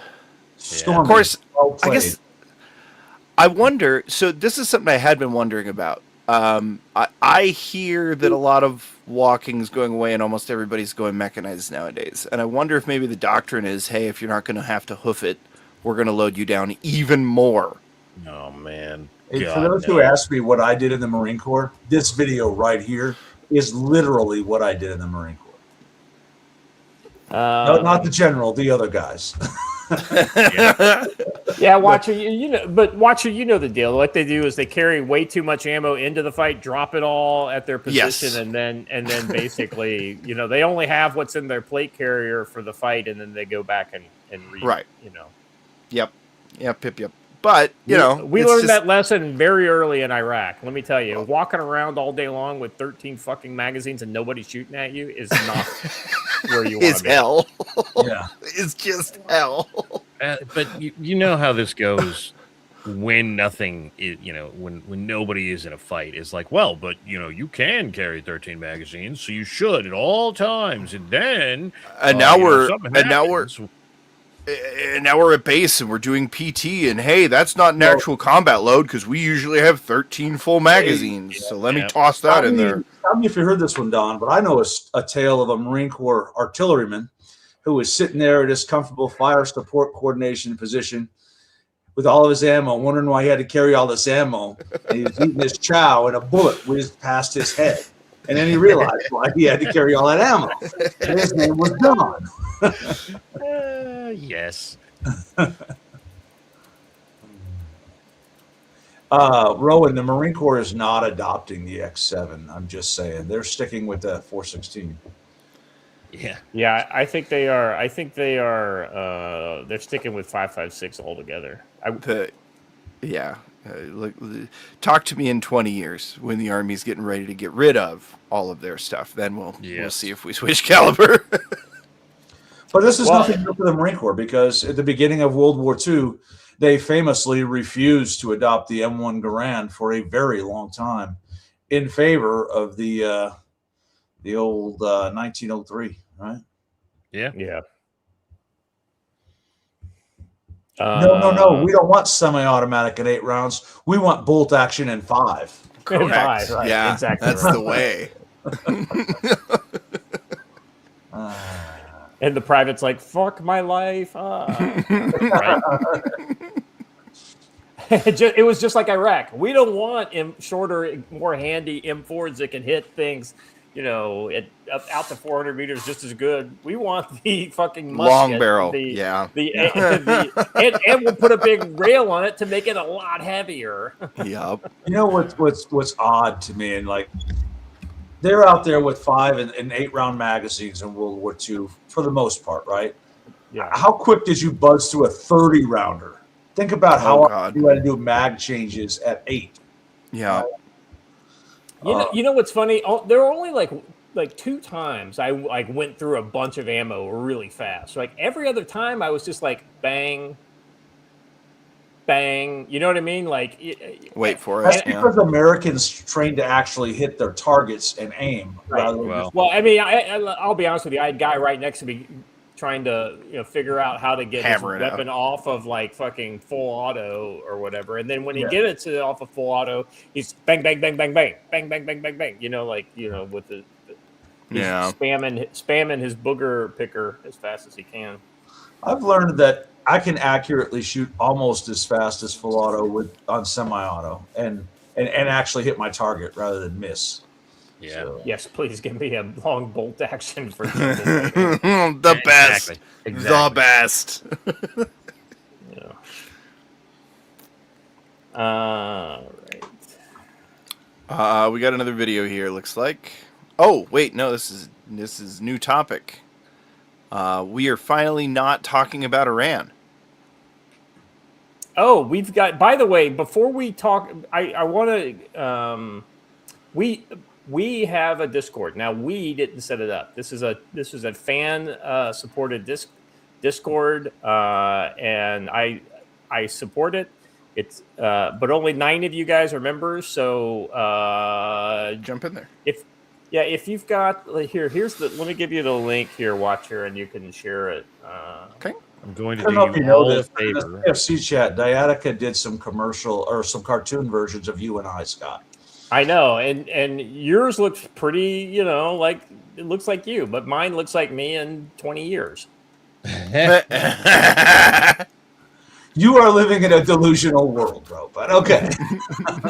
Hey, and you even admit it. It's like I can pass until in my delusion until I take my hat off, and then I Right get on, more right than on. you. Yeah. And there's a reason I wear hats. My wife tried to convince me that I need to like dye my hair. I'm like, nah, that ain't happening. I will just deal with my handicap here. What the heck is that? Is that a fucking M1 Garand with a red dot on it? That is blasphemy. That's what I was going there to look for. Yeah, it's in the fan chat. Okay. Oh, yeah.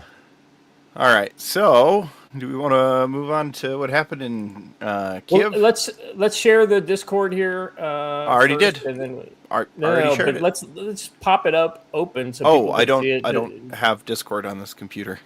I know you can open it in the window, though, can't you?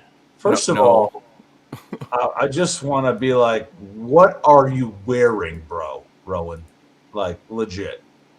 Are those boxers that he's Yeah, in? it appears to be in his underwear. I'm just American flag boxers you're wearing there. I appreciate the as a man who has done cartwheels in Publix, I get looking stupid for fun.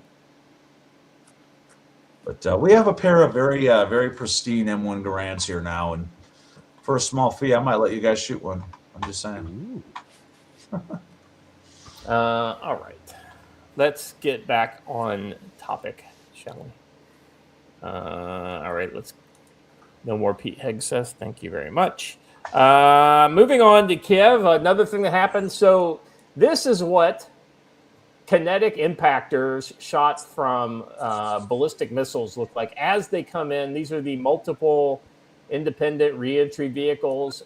In this case, there's no nukes on them. They're all kinetic, but it looks like this is like essentially a ballistically guided shotgun round is what it is as they come in those packets.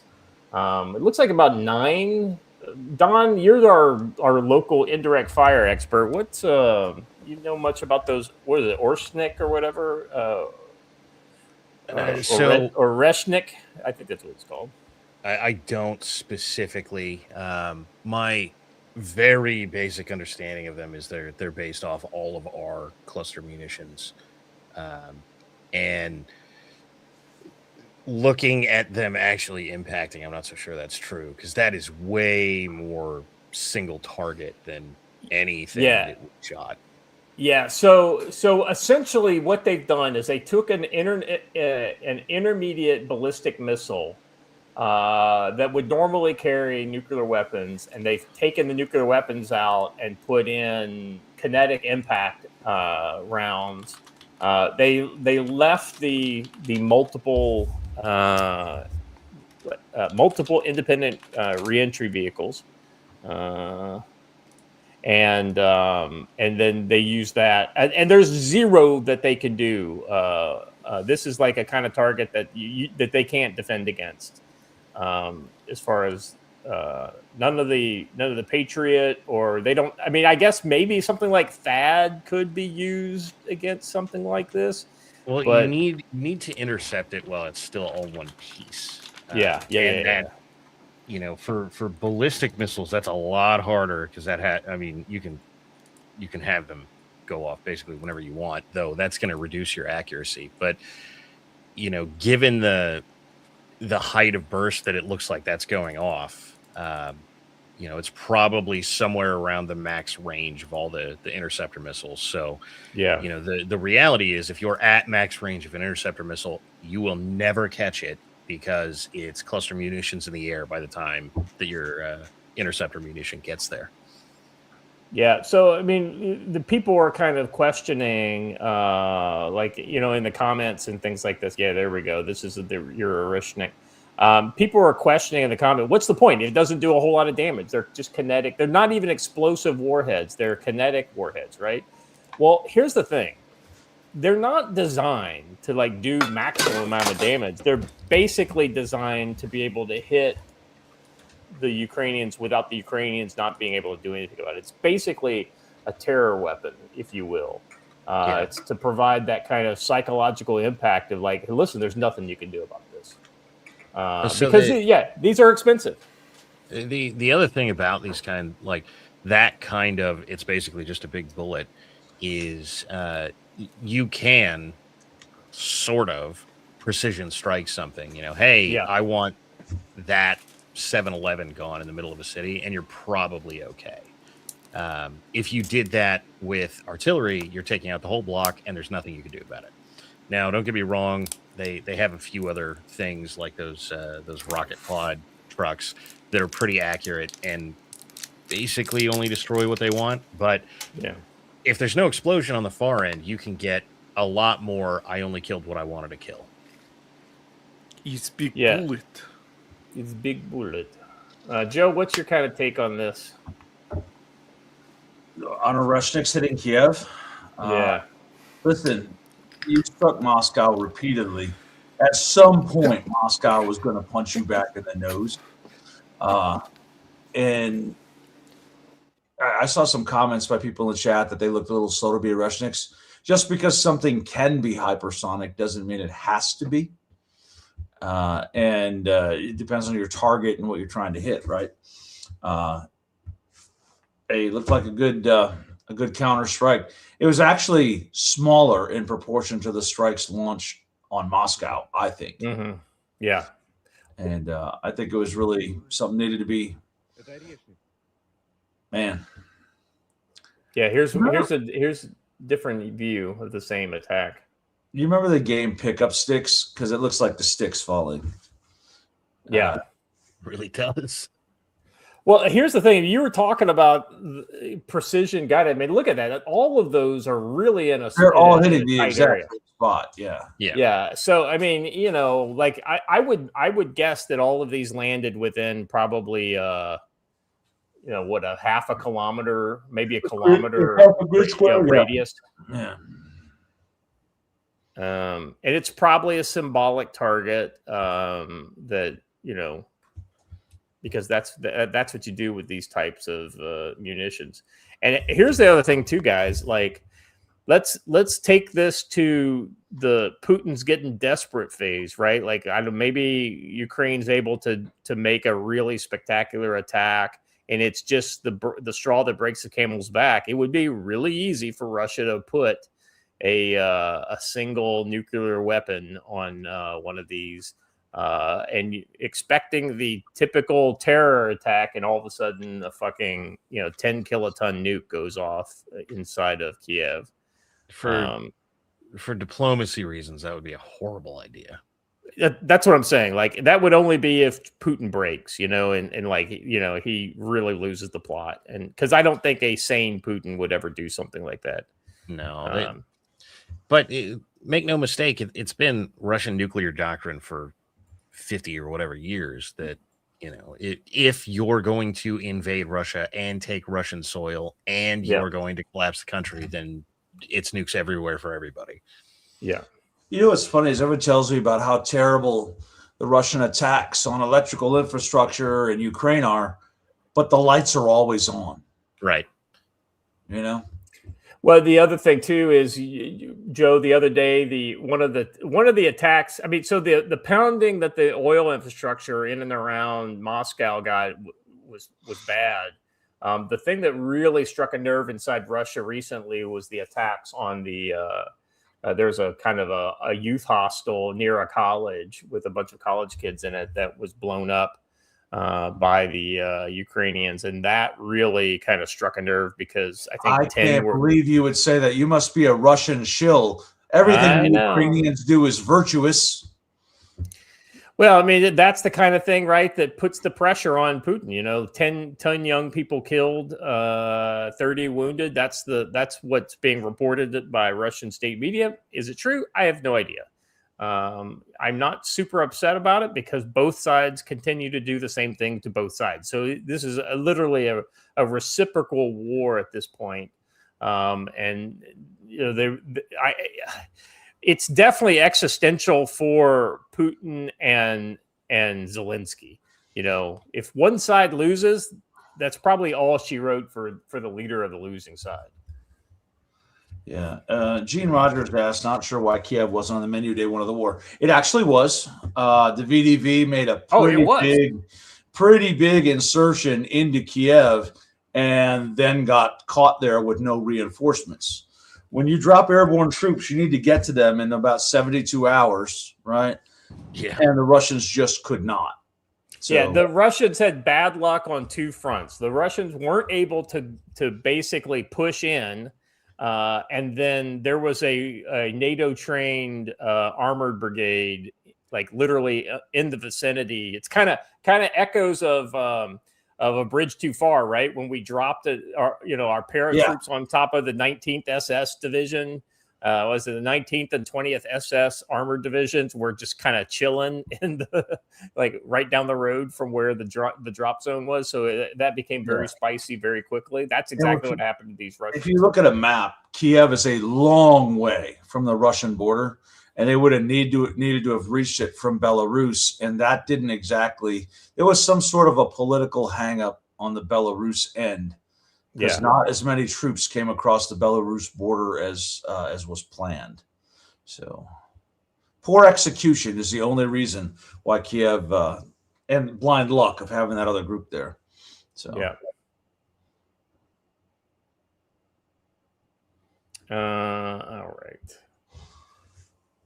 Let's see what else we got here. So here's footage of capture of the moment Iskander missiles hit Kiev. So this is not just the Oreshniks, it's also the Iskanders.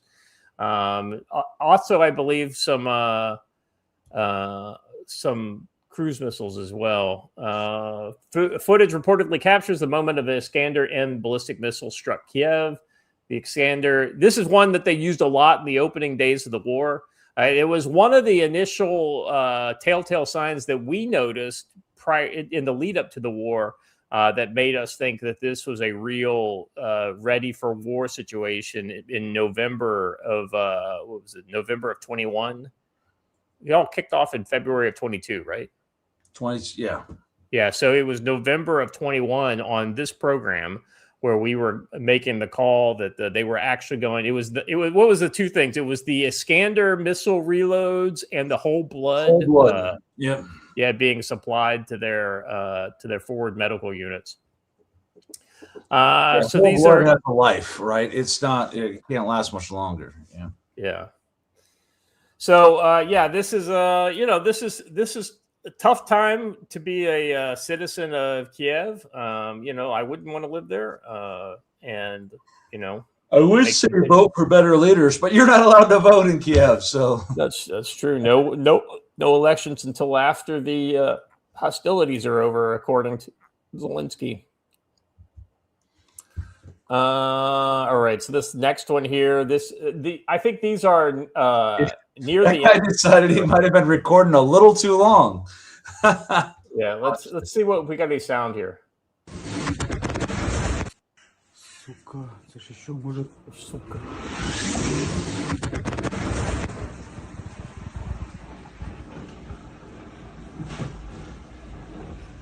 You're like, holy cannoli. Єба. Сука.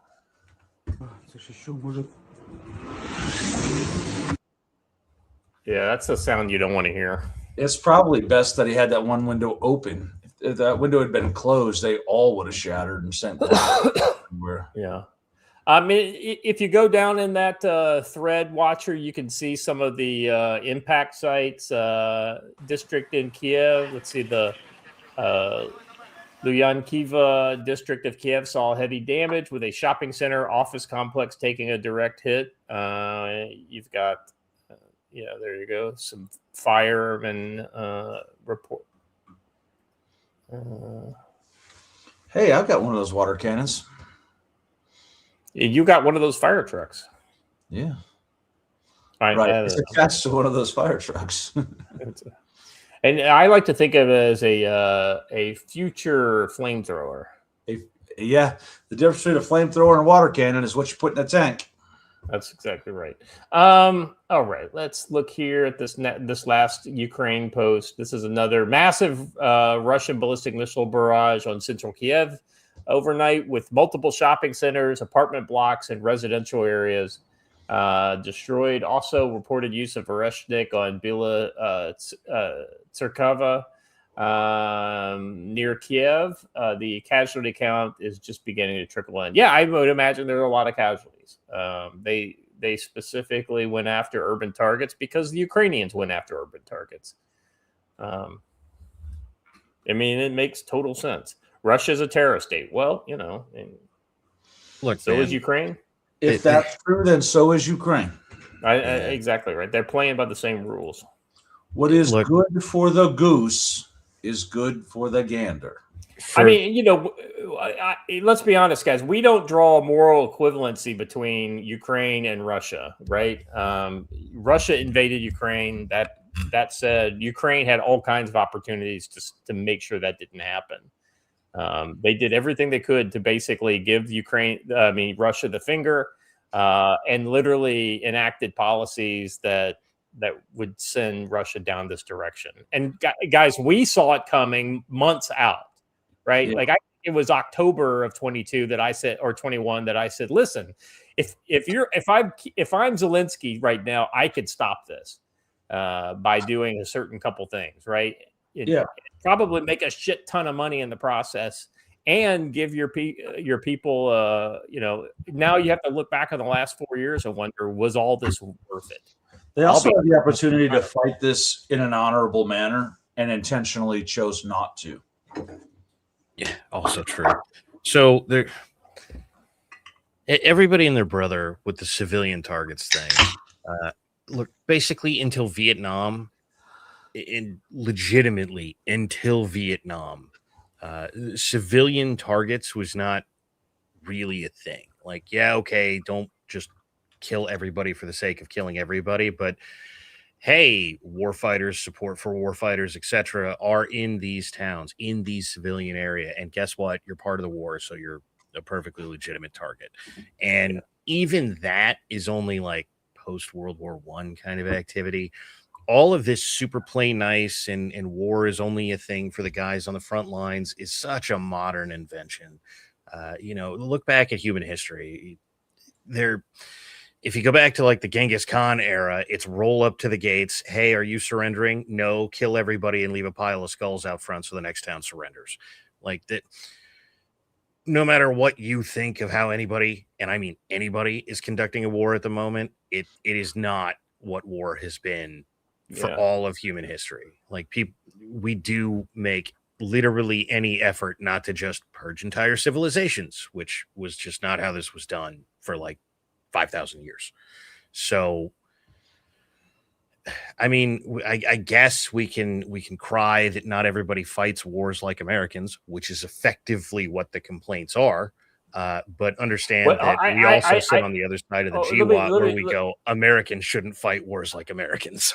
Let me just say that nobody fights wars like Americans. Exactly. Literally nobody. We are the only people in the world that put two hands behind our back, put the handcuffs on, and say, all right, we're still going to kick your ass, but we're not going to even use half of our ability to fight you to do it. Right. Well, I don't know. The British do that too, but well, Western society, let's say that. Yeah. Let's be honest. Do you know, outside of some of the special operators, do any of these Western countries actually fight anymore? They play a lot of lip service to it. Yeah. But yeah. Yeah, it's definitely a different thing for us. That's for sure. All right. Next one's next we've got to cover our weekly assassination attempt. Well, our weekly terror attempt, it happens. Something happens every week. Some are just more obvious than others. Last week we had our trans Order of the Night Angels, Order of the Night, whatever they are, guys attacking Muslims in San Diego. This week we've got a crazy person attempting to assassinate the president. Preliminary statement regarding the shooting incident on the 17th Street and Pennsylvania Avenue. This is from the Secret Service. Shortly after 6 p.m. Saturday, an individual in the area of 17th Street and Pennsylvania Avenue pulled a weapon from his bag and began firing. The Secret Service police returned fire, striking the suspect, who was transported to an area hospital where he was pronounced deceased. During the shooting, one bystander was also struck by gunfire. No injuries were sustained by the officers. The president was in the White House during the incident. However, no protectees or operations were impacted. This incident remains under investigation, and additional information will be released as it becomes available. Well, that's not quite true, because they didn't release information they already had available, because they knew when they issued this statement that this was an individual who'd been trespassed off of the White House 3 separate times, who had a standing order not to go anywhere near the White House, and who apparently believed he was Jesus Christ. Yeah, I mean, in fairness, this statement came out the next morning, so you're generally not rewarded by adding a whole lot of ancillary stuff, especially if if your investigation is not complete. I'm sure a more thorough write-up will come out, but hey. So I'm pretty sure that everyone at the Secret Service Uniform Division had this guy's photo and was told, look, this guy keeps trying to get on the property. Yeah. And you need to be watching for him. For him to make it that far, I have questions. I believe that, as I point out in a lot of these shootings, somebody knew about this guy and said, I've got a guy we need to give an idea to. And they gave this guy an idea and he acted on it. Hey, Joe, was he killed outside the fence line, or was he killed on? Yeah, outside. So he didn't breach the perimeter. That's kind of an important piece of information there. It's also telling that they said an innocent bystander was struck by gunfire. They didn't say who shot him. Let's be honest. I mean, if this guy opened up from like one of these the places where you could stand along the fence line and look at the White House or whatever, there were probably a bunch of other tourists hanging out there, standing right next to him, and one of them no clue what was happening until he starts shooting, and they're like, and then let's be honest, half of them probably ducked, and the other half started running, and then the last few just stood around going, "What?" Just like some of these reporters. Video is we're gonna show the reporters here. Some have correct instincts, others have no instincts. So these have been synced. So I actually would like to offer a different perspective on this video. All 3 of them are displaying a complete lack of instincts for the job they have. Do you have any idea how many people, how many journalists would kill to be in a situation where there is a shooting happening in the White House within a distance that you have both a microphone and a fucking camera attached to a live feed going out to the nation? Well, and what did they do instead? Well, this reminds me of growing up in the Philippines, right? He's diving for cover. Yeah. Let's be honest. The one that I'm talking about is the center here. The center. Yeah, she's the worst. That is, hey, graphic example of conditioned black. Yeah. She's why is this person shooting and messing up my shot? What? Yeah. Hey, can you find the video of her by herself watching? Yeah.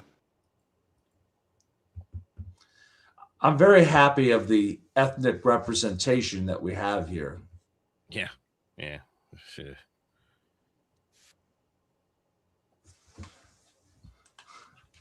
I love how they've been things. What is that?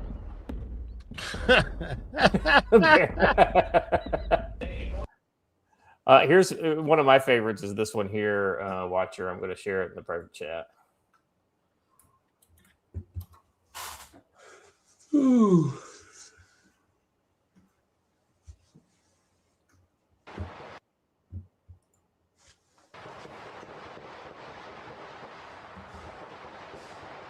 What is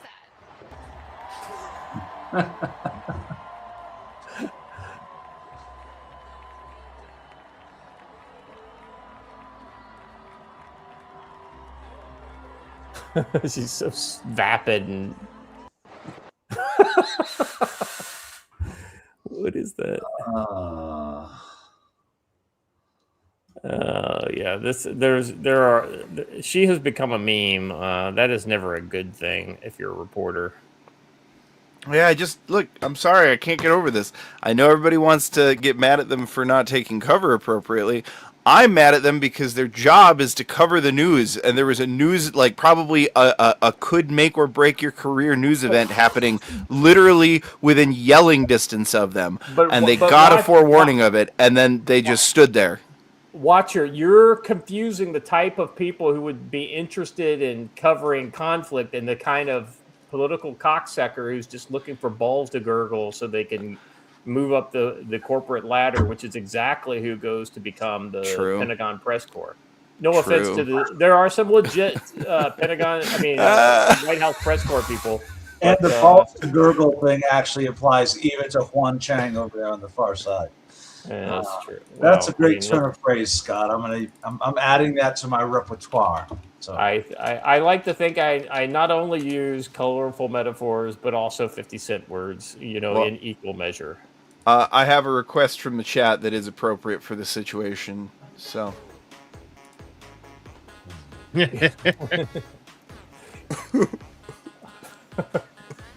Oh man, I love this so much because I saw this live.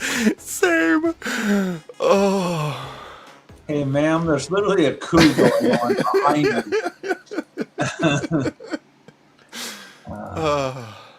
Oh my gosh! Can I just say I'm sorry? I just found it's off topic, but it's worth a share real quick because it speaks to something we talked about earlier. I just dropped it in the private chat. Oh yeah.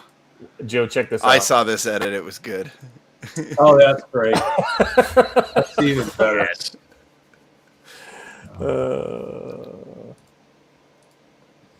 But yeah, if in case anyone was wondering, well, that's him. Yeah. So this is your perpetrator, ladies and gentlemen. It's he was on the radar. He was mentally ill, so clearly they're going to call this he's a mental guy. Read that first comment because it's glorious. I guess we need to wait 3 days and find out.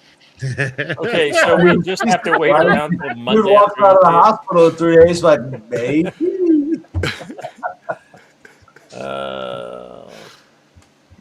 His online presence suggested he believed he was Jesus Christ. Oh my God! I would bet it's not quite that. It's probably more of a Black Hebrew Israelite ideology that he subscribes. You want to talk about a fucking disappearing narrative? This guy's going to disappear from reality once it comes out that he's a Black Hebrew Israelite. Yeah. Oh, that's Chris. That's probably the half the ultimate reason we don't nation, have anything bro. about him now. Yeah. Say that again, Joe. Be prepared. The Ultima Nation. That's.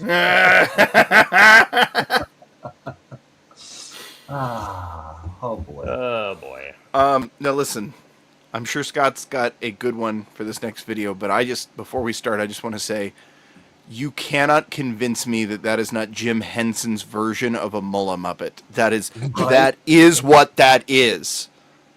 That mouth is going to hinge like Statler and Waldorf. I'm telling you now. By the way, watch, just a heads up. Well, I added one in here. Okay. It's the third one there. Yeah, it's the one I highlighted. Yeah, that Okay. one. All right. All right. First up, we've got. Let's see This is where the Iranians are. Where the Iranians are this morning. Wait a second.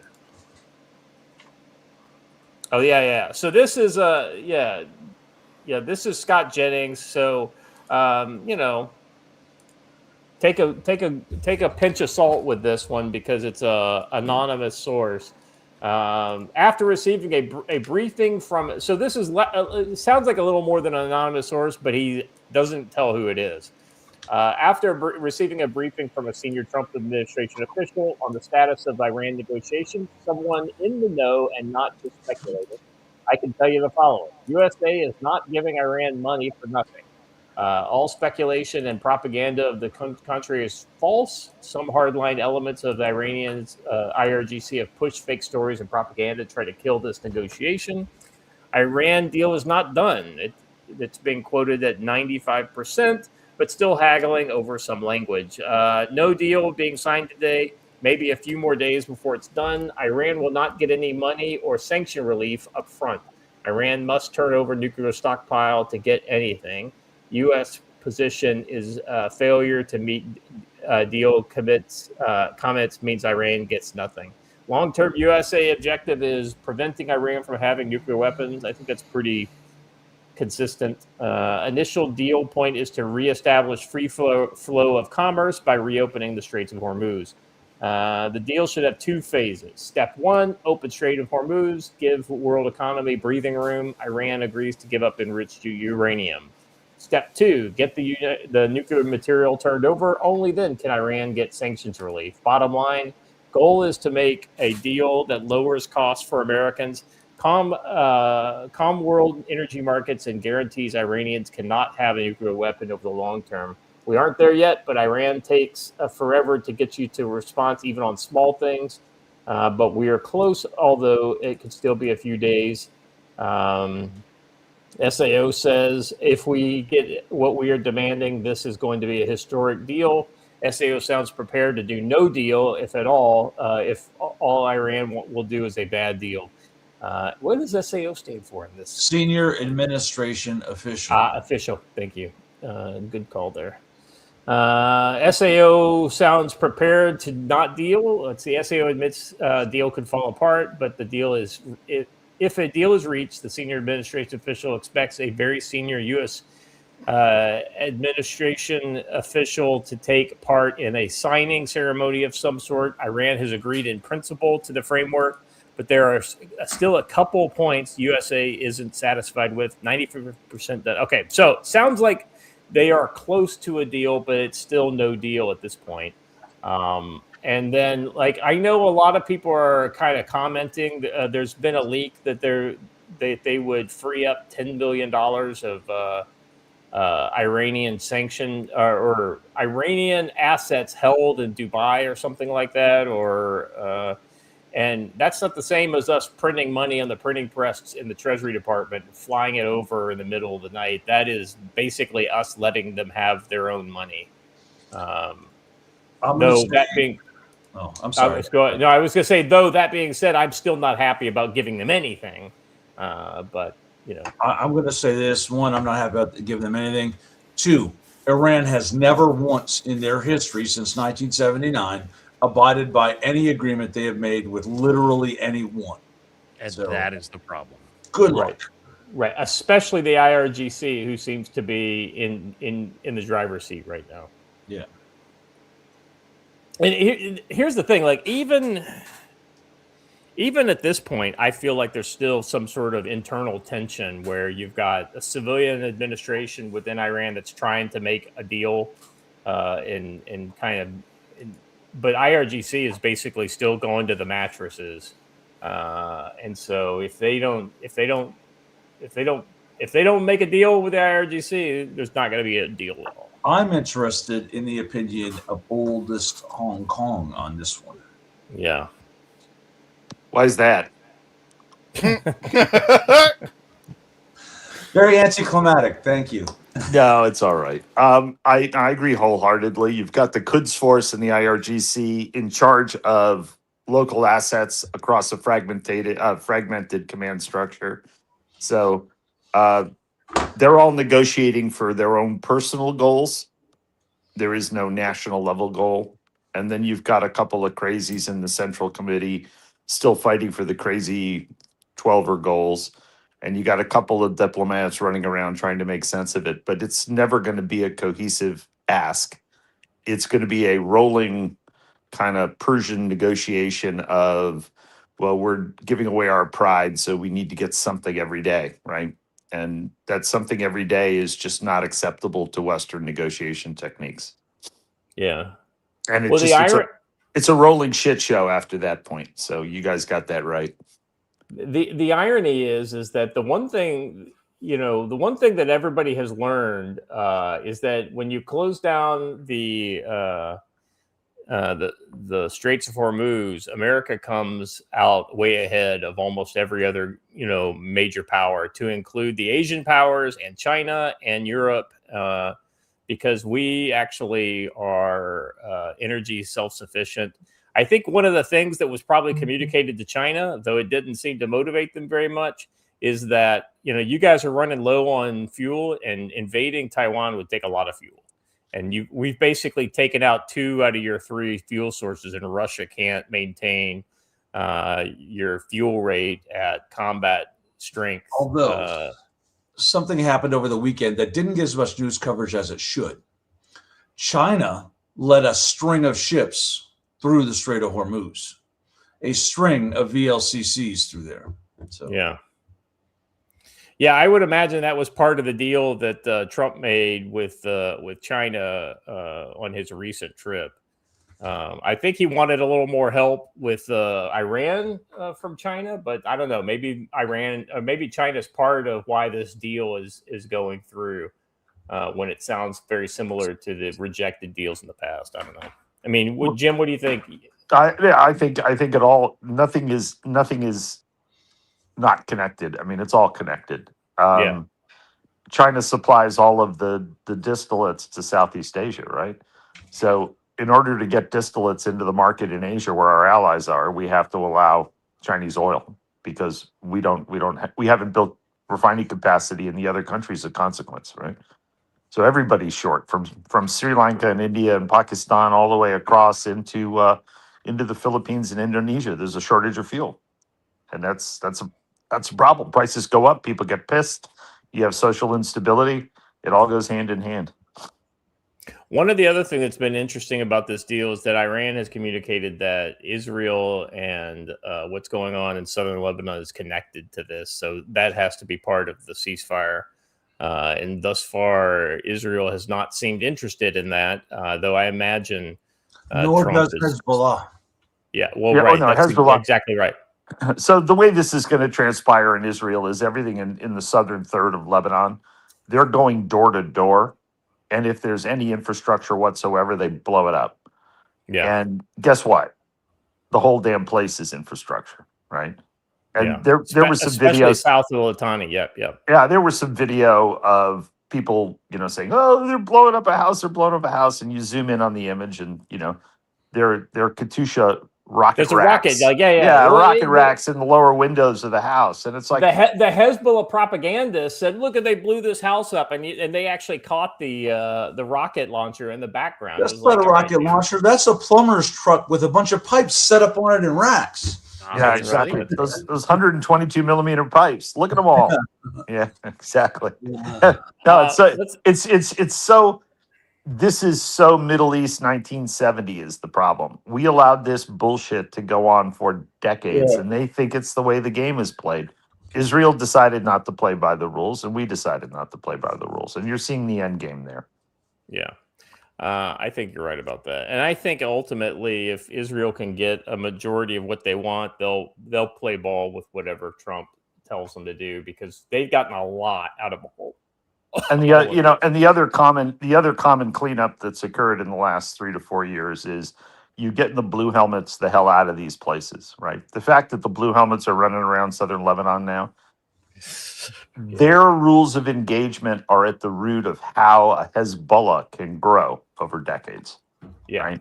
The more UN forces agreements you have, the less peace you end up with. You end up with a really bad terrorist organization taking over a country.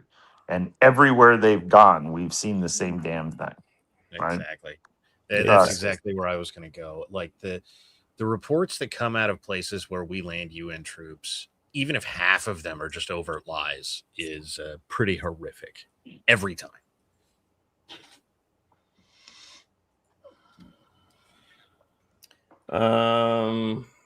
In other news, President Trump indicates he could sign a bill that would make daylight savings time permanent. I think that's a fine idea.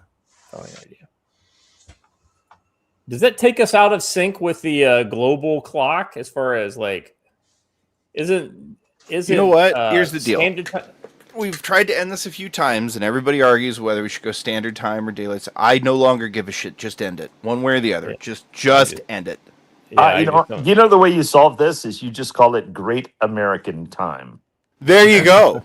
It's now GATT. Trump is already doing that. So this is Great America Time. It will forever be GATT. What time is it? GATT. Sorry, go ahead, Joe. I'm just trying to decide if we're going to daylight savings time or standard time. We should go to standard time. Because guess what? We're not a farming country anymore, so daylight savings time is dumb. Speak for yourself. I put my tomatoes out this week. Yeah. I was going to say, you might be on the wrong show. Out yet, but I am putting all my dirt out, so I'll be ready for it. That's true. Yeah. Jim is cosplay farmer. All right, we've got a little more Marco Rubio for the ladies in the chat. I know he's not as BTSP, but... So listen, hold up. You ladies who think we're weird with various things we have, look at them ears. Y'all talk about us, but y'all looking at my man. Look at the ears on that dude. Y'all got problems. Yeah, but here's adaptation. The thing. Next to Marco Rubio looks normal next to Jarek Eisenman, the NASA administrator. You seen that guy's honkers? They're just like, wow. But maybe this guy, maybe he should be the DNI with those ears. He can hear what's being said in Moscow. I'll tell you who's DNI. DNI. It should be Chung. Should be who? Chung. You're not you wrong. said Chung is DNI. People will listen. Yeah. Oh, you're talking about the Mongolian horde dude? Yeah. He's awesome. Him and Miller could tag team DNI in a way that I don't think people understand how radical the outcome would be. It'd be great. I just want to wrap up something that just got said before we get into the video, which is, gents, you furthered a theory I have, because I always had this theory that I watched all these Eastern European people who'd immigrated to the U.S. with these giant ears, and I was like, that's not really a feature over there. Jokingly, I always thought, they must have, the ones that could hear freedom, you know what I mean, developed the ears to hear radio freedom are the ones that made it over here, and here we have Cuban descendants proving the point. There you go. Exactly right. I don't think anyone's been tougher on the Iranian nuclear ambition than President Trump. Understand, okay? Again, I don't know what some of these individual comments have been from different sectors of our politics in the United States, but I will say this. There is no one who has been stronger on this issue than President Trump. Okay? Multiple political leaders, multiple presidents of the United States have all said the same thing. Iran cannot have a nuclear weapon. The only one who's tried to do anything and has actually done anything about it in a real way has been President Trump. So his commitment to that principle that they'll never have a nuclear weapon shouldn't be questioned by anybody. And the idea that somehow this president, given everything he's already proven he's willing to do, is going to somehow agree to a deal that ultimately winds up putting Iran in a stronger position when it comes to nuclear ambitions is absurd. That's just not going to happen. But our preference is to address this through a diplomatic means. And that's what we're endeavoring to do here. I think we've made some progress. I'm always cautious when I say that because you can agree to things on paper, they actually have to be implemented. You can agree to things in writing, and then you actually have to go out and do it.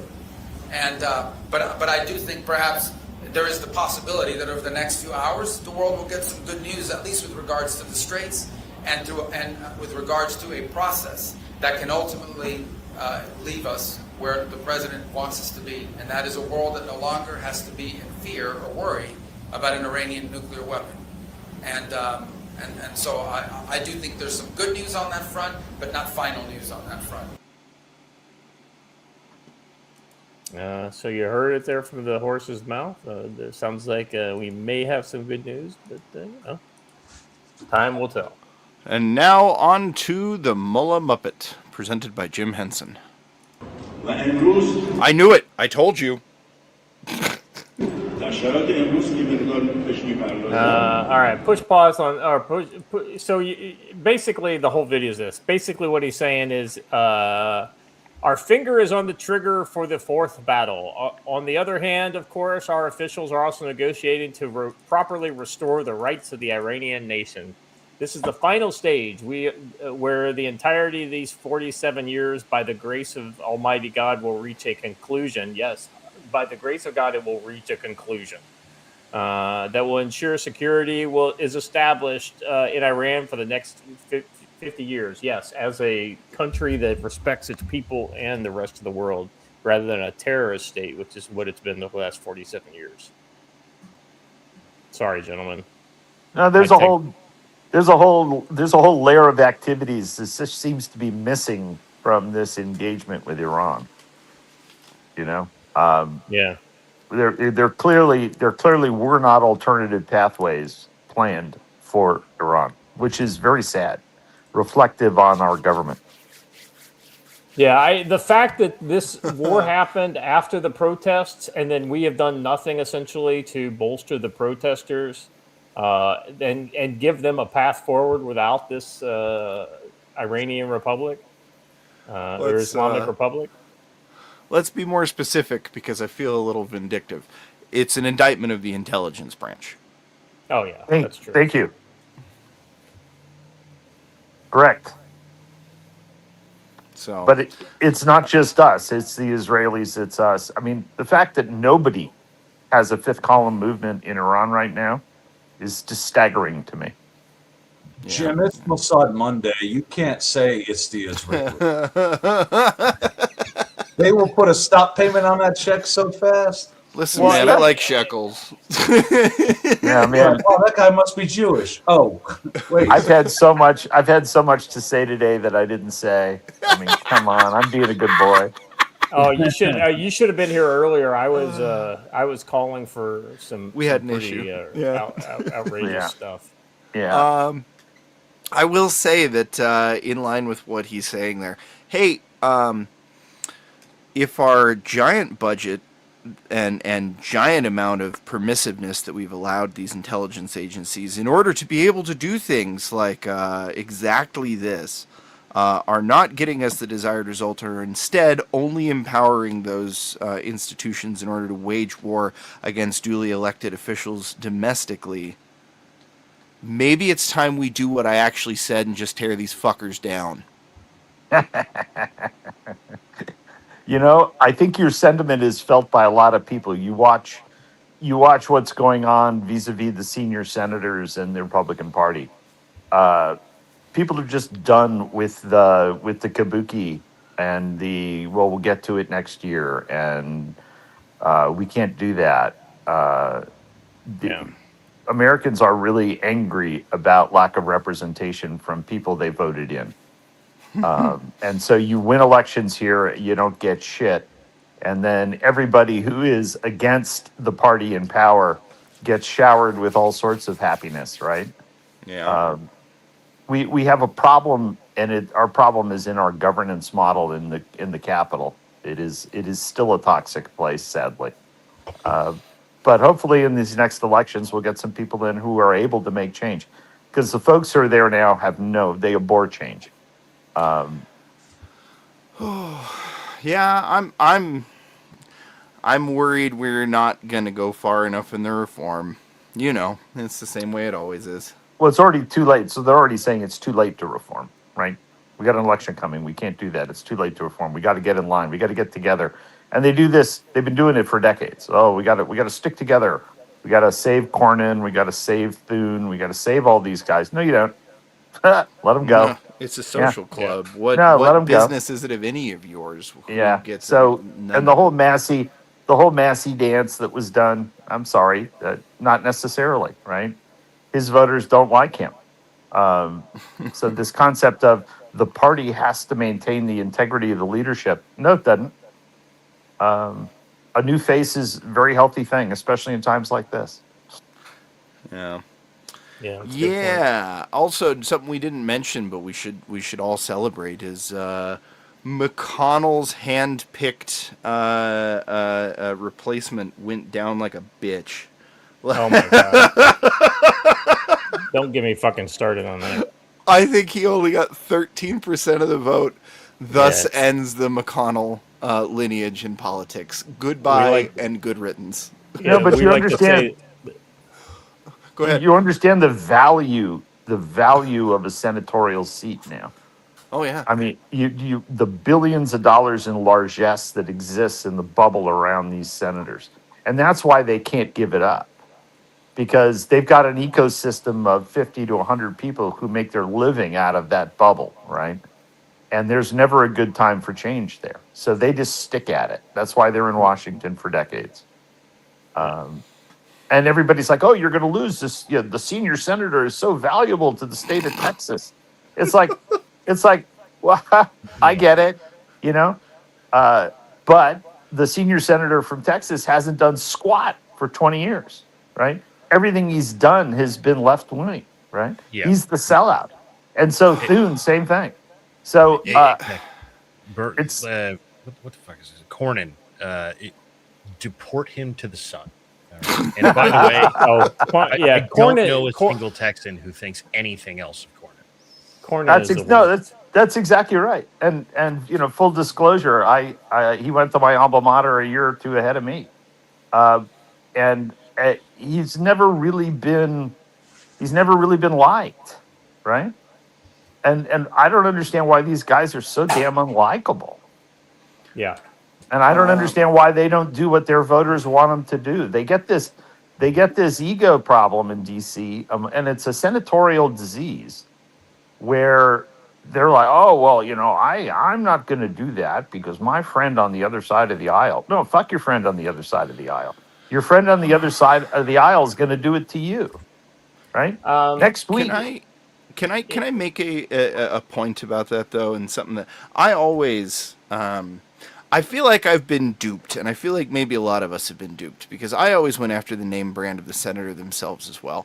But I'll tell you who really opened my eyes to some of this was our good friend John Conrad of G Captain fame, who basically lifted the skirts of how the process really goes on, and let everybody know that, like, hey, just so you're aware, like 90% of the stuff that comes out signed by your senator or said is by your senators knows absolutely nothing about it. It was all handled by their staff, and the staff are the people who basically run almost all of a senatorial office, and the staff can, like, you can directly track when a senator is going to change their politics by what staff member they have just hired to replace a previous staff member.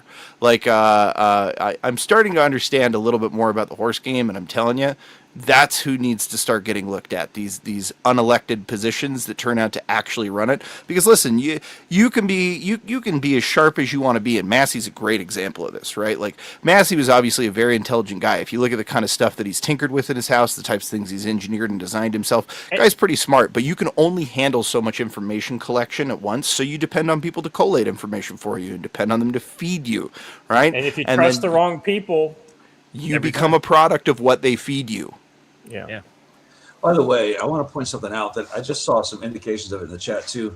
There are a lot of you who have a misconception of what Thomas Massey is and was.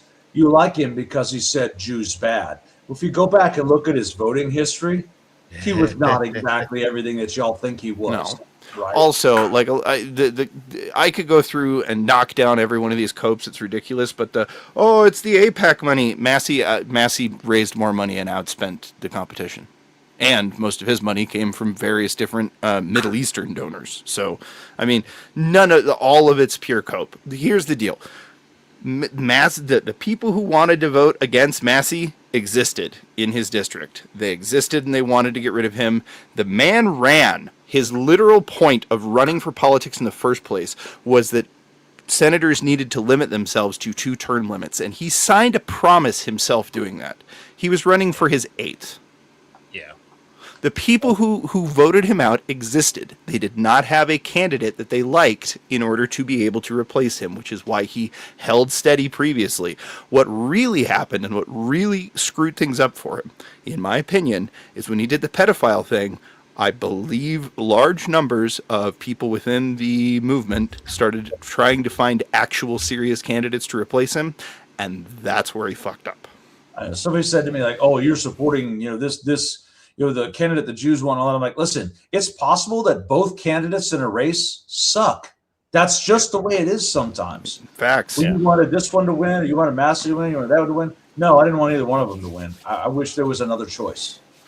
Hey, I'll tell you a third thing too. This is bothering me, and this isn't just the Massey people. This is a lot of people, right? Like, so many people blackpilling about the state of the Republican Party while it's in the middle of an actual reform. It's kind of insane. Like, you're literally watching the people who have been the architects of listening to what you want, saying the right things, and then fucking you in the ass. Their entire political dynasty is getting destroyed before your eyes, and the Republican Party is being hollowed out and recreated in a different image, and you're still pissing and moaning as though we are back in 2005 again. I mean, six of the worst rhinos in the Senate are about get ready to get their asses handed to them, or are retiring because, well, I'm at the end of my journey. Yeah. Well, look, man, the problem that we have on the entirely correct rant that Watcher just went on is that we are now to the point where literally everyone has their specific opinions about precisely what should happen, even if they have no idea what the hell they're talking about. And if every single person in the Republican Party doesn't do precisely that, then it's over and we already lost. And like, you're getting what you want. Yeah, but I'm not getting it fast enough. Like, guys, it's a system intended to be slow. That's the point. Yeah. And all of this, like, oh, but there is a House rep from a blue state that said something gay. Like, yeah, there. I don't know if you know this, but that has always happened. That will always happen. Like, you're not going to get 100% conformity from 535 people. And if you don't believe that, literally find 534 of your friends who you agree with about everything and agree on even one fucking thing. It's never going to happen. Like, what kind of pizza we're going to have? The kind without pineapple. Yeah. I'm sorry. I just have to toss this in there. Deep blue state politician says something gay. In other news, riots in France. Right. All right. Let's move on to the next. I guess this is the latest missive from Donald Trump. Oh God! It's been Hold dropped on. here in the last hour. Give me just a second. I have to download it because the writing is way too small in this. While we're doing that, I have to mention something we forgot to mention at the beginning of the show. I can't believe we let this other world figure who died pass through. He was not internationally known, but he was known. It's known to rock the microphone. Yes. He gets stupid. I mean, sorry. He gets stupid. I mean, outrageous. And you should stay away from him if you're contagious. Rob Bass. Rob Bass. Tell you what, Rob Bass shapes my teenage years. I'm not going to lie. We played that song probably way too many times.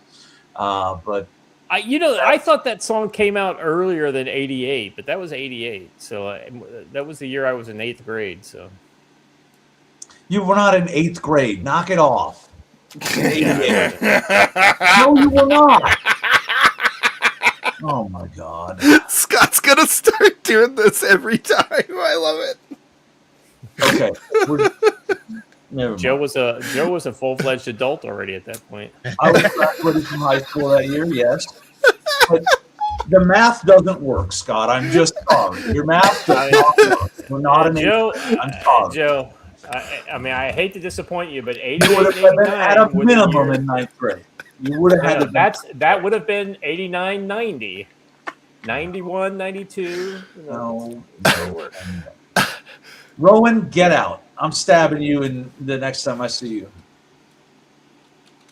But I thought I got a hold of that song like in 7th grade, but I was surprised it was 88 because that was later than Because, like, what was it? Eazy-E and NWA came out the same time, right? That was essentially they were contemporaries. So Me and my buddy Todd, the two whitest boys in town, rolling around in a Z24, blasting NWA because that's how we rolled in the day. Well, that, and then the other one, which is this completely nonsensical at this point, but musically it was like the best rap out there was Public Enemy, right? I mean, like. Oh yeah, dude, Public Enemy was way better than all of those. I just remember listening. I remember going out to Philmont Scout Reservation the summer of, this would have been about that time frame. Are you about to say you were driving to Philmont Scout Reservation while listening to Public Enemy? No, we were riding on a train because we took the train from St. Louis to New Mexico to get there. It was the whole kind of train across America thing. See the great outdoors and all that kind of stuff from the train. Anyway, and so we took the train out there, and I just remember like listening to Public Enemy, like half asleep, looking out the window and seeing what was it, Tombstone. We were driving. The train pulled into the train station at Tombstone. And I'm listening to Public Enemy on my Walkman, with the foamy earphones. All right. Hey, listen, there you go. Rowan, are you implying there's something wrong with Weird Al? It does not get better than Amish Paradise, brother. Oh, come on. This is Karen, this is way later. ASL is like, what, 93, 94, 95? Yeah. It would have been more 94, I think. Take a look at my wife and realize she's very plain, but that's just perfect. Sorry. Yeah.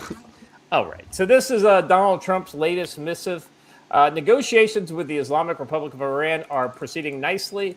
It will only be a great deal for all, or a deal or no deal at all. Back to the battlefront in the shooting, but bigger and stronger than ever before, and nobody wants that. During my discussions on Saturday with all these leaders from Middle Eastern countries, to include Saudi Arabia, UAE, Oman, Qatar, Pakistan, Turkey, Egypt, Jordan, and Bahrain, I stated that after all the work is done, the United States try to pull this very complex puzzle together. It should be mandatory that all of these countries, at a minimum, simultaneously mandatory. This is very much Donald Trump putting his thumb on the scales of whatever these Middle Eastern countries do.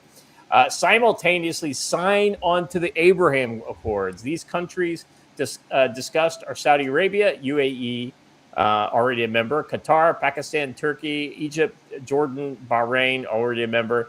It may be possible that one or two have a reason for not doing so, and that will be accepted. But most should be ready and willing and able to make this settlement. Turkey and Pakistan. Yeah. Those are the two big ones. The GCC countries, I think, are ready to go. I think Egypt. Well, Egypt might. Jordan will, I think. Turkey won't, and I don't think Pakistan will. That may already be possible with one or two reasons, but most should be ready, willing, and able to make this settlement with Iran a far more historic event than it otherwise would be. The Abraham Accords will have proven to be, for the countries involved, a financial, economic, and social boom, even during the time of conflict of war, with current members never even suggesting leaving or taking so much as even a pause. The reason for this is that the Abraham Accords have been great for them and will be even better for everybody and bring true power, strength, and peace to the Middle East for the first time in 5,000 years. It will be a document respected like no other document that's ever been signed anywhere in the world. I love that. That's total Trump right there. Its level of importance and prestige will be unparalleled. Once again, primetime Trump. It should start the immediate signing by Saudi Arabia and Qatar and everybody else to follow suit. If they don't, they should not be part of the deal, and it shows bad intentions. And speaking to numerous of the great leaders mentioned, they would be honored as soon as our document is signed to have the Islamic Republic of Iran as part of the Abraham Accords. Now, that would be something special. This will be the most important deal that any of these great but always in conflict countries will ever sign. Nothing in the past or the future will surpass it. I think this is emphasis by the person posting it, not on Donald Trump's original. Therefore, I am mandatorily requesting. That's kind of interesting. Jim, how do we parse that? Mandatorily requesting. Donald Trump makes up phrases and words all of the time. He forgot the word insist. I insist that they mandatorily request. Immediately sign the Abraham Accords, and that if Iran signs its agreement with me, the president of the United States of America, I love how he, for you, those of you who don't know, I am the president of the United States of America. It would be an honor to have them as part of the unparalleled world coalition. The Middle East would be united, powerful, economically strong, and like perhaps no other area anywhere in the world. By a copy of this truth, I am asking my representatives to begin the successfully complete the process signing these countries to the RE.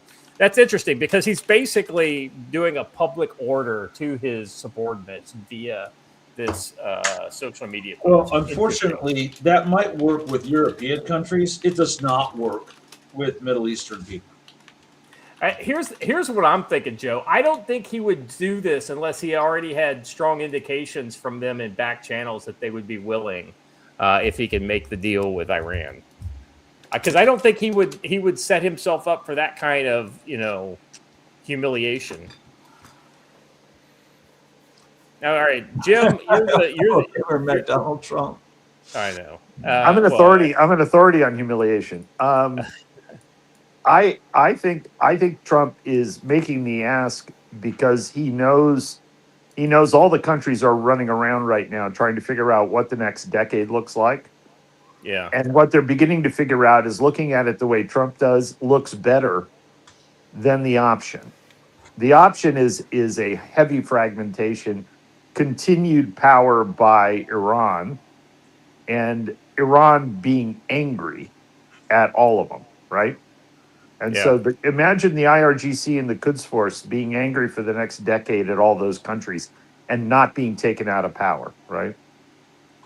So the way you take them out of power is you create an economic and political structure that knocks them out and rewards people for a new type of behavior. But if you look at Turkey, there's a reason he's taking down the opposition this week, is because he knows the opposition in Turkey was going to try to get on this bandwagon.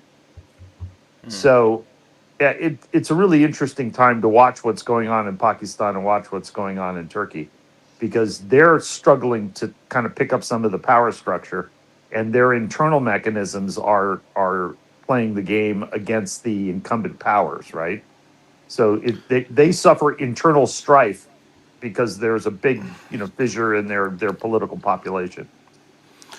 If I may say, it's very interesting to me that people who just a few weeks ago were telling me that the president was a Jew slave and was entirely in this on Israel's part are now seemingly finding ways to bitch about the fact that Donald Trump appears to be playing both ends against the middle as far as the negotiations go, and using the potential of capitulating with Iran to be able to try and force his people to make concessions they don't want to make. Yeah. They're all going to do that, though. A lot of this, too, could be Donald Trump setting himself an out for when the deal doesn't happen. Oh, it was the fault of Qatar. They wouldn't sign. Right? Could be. There's a lot of ways for this. I know for sure. Here's one thing that I know for sure. You don't cart in the amount of munitions that we just spent the last 2 weeks flying into those nations to not use them. Yeah, I mean, I think that's a good point. So I don't necessarily agree with this analysis I'm getting ready to read, but this is somebody Mehek Cook. She's a senior national security and legal analysis on Fox News, Newsmax, born in India. So take it with a grain of salt here. Trump just turned the Abraham Accords into an accountability trap for the Gulf states and the other Islamic countries. And Iran walked right into it. Gulf states like Saudi Arabia, Qatar, and Turkey have never held Iran accountable is due to exposure. They share a neighborhood. They can't sanction, shame, or confront Iran while having zero security architecture binding them to the West or to each other. The Abraham Accords changed the math entirely. Once Saudi Arabia, Qatar, Pakistan, Egypt, and Turkey are signatories, they aren't just recognizing Israel. They are locking themselves into a collective security posture. A breach of the Iran deal becomes their problem to call out, not just America's or Israel's. That's interesting because what she's basically saying is that she makes the Gulf countries responsible for Iran's bad actions if Iran unilaterally strikes Israel, which, I mean, I don't know that I agree with that, but because they could just all unilaterally decide, no, fuck you, Israel, we're not going to do this. You're on your own. She goes on to say, if Iran violates the deal, the Gulf states aren't just silent bystanders anymore. They're co-signatories in a broader peace architecture. This political cost of looking away just went from zero to enormous. That's why markets are surging and oil is dropping. I don't know. Jim, what do you think? I don't know that I buy it. It's kind of what I was alluding to earlier. If you can get them all locked up around Israel being a effective democracy, yeah, and a partner, an actual partner, and a partner in defense, because Israel has the chops. None of the countries have the independent chops. But again, that it explains why there's so much anti-Semitism moving in the U.S. The Chinese are paying for that right now because it's a destabilizing force, right? So the communist movement has picked up this anti-Semitism thing and are running with it at 200 miles an hour. And when you see IPAC, everybody points the finger at IPAC. IPAC is a leftist organization, all right? I dislike IPAC not because of its mission. I dislike it because it's on the left. And all of the Jewish organizations, all the anti-Zionist organizations, they're all aligned with foreign political money at this point, and that's an issue. And they're horribly ineffective, by the way, which also just galls me. But at the end of the day, I think that the Turks are going to be the real problem in the Middle East because the Turks want to be in charge, and the Saudis, the Iranians, and the Pakistanis don't want that. But what's going on in Turkey right now is the problem, and at some point, Turkey and Israel will have a problem in Syria. That's coming at some point in the future. Yeah. Here's the problem with that person, whoever's statement that was that you read. Yeah. The Abraham Accords are not a mutual defense treaty. So I don't know how it would make the other states responsible for the defense of Israel against Iran. It doesn't make any sense to me. Well, no, it's an economic theory. Correct. But what we're seeing in the Middle East is it's about economics. They have curtailed their security interests in favor of economics. The whole argument about Hormuz is about economics. So what Trump's assuming is that once you integrate them commercially, they'll be really, really supportive of not disrupting it again. But that's not true. The argument about Hormuz is economic to everyone except for Iran. Which is why Iran gets a vote. That's why Iran has to be brought to task. Yeah. None of those countries will do it. Yeah. Yep. They have to see it as in their interest, right? And I think that's the only thing that you could possibly do with these Gulf countries is to make it absolutely in their own interests. Because they don't see Israel as being in their national interest at this point.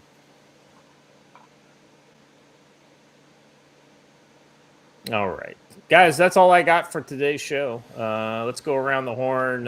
Joe, looking beginning of the week, Mossad Monday. Any Mossad related predictions? No, not really. I'm not that big onto the Mossad, really. The check didn't clear today. There's no one point that I would like to ask though is, has anyone seen any indication of what Israel's position is on all of this? Because they get a vote too. Yeah. We may think that we're in charge of them, but quite honestly, the fact that we're fighting their war for them tells us they might be in charge of us. So we should see what they have to say about this. But I will be honest, we've seen some spiciness this morning in New Jersey related to immigration enforcement. look for the left to push things up. I also see that down in Texas, there's some people infiltrated yet another signal chat where they want to do a whole bunch more protests to get the attention back on the issue. So I would watch for, as the summer heats up, more leftist agitation around immigration enforcement. Not that we do immigration enforcement anymore, because we apparently have given that up, but you're going to see more of that. Yeah, I thought it was pretty interesting that they passed that what was it? They basically say anybody who is a foreigner who is tied to fraud is immediately available to be, their green card or whatever visa. Yeah, but that's not new. That's just enforcement of existing law. And the same thing with telling green card holders that they have to apply from home. Once again, that's not new. That's just enforcement of existing law. Yeah. Don, thoughts on the week? I'm with Joe on the it's getting to be time for leftist violence. May hits every year and everybody's like, oh, the left hasn't exploded yet because May Day protests were either not big enough or whatever. It's June through August, and it's probably mid-June. But you will start over the next week kind of things. You will probably start to see smaller things happen because they do require ginning up some oomph to get people actually out there for serious summer things.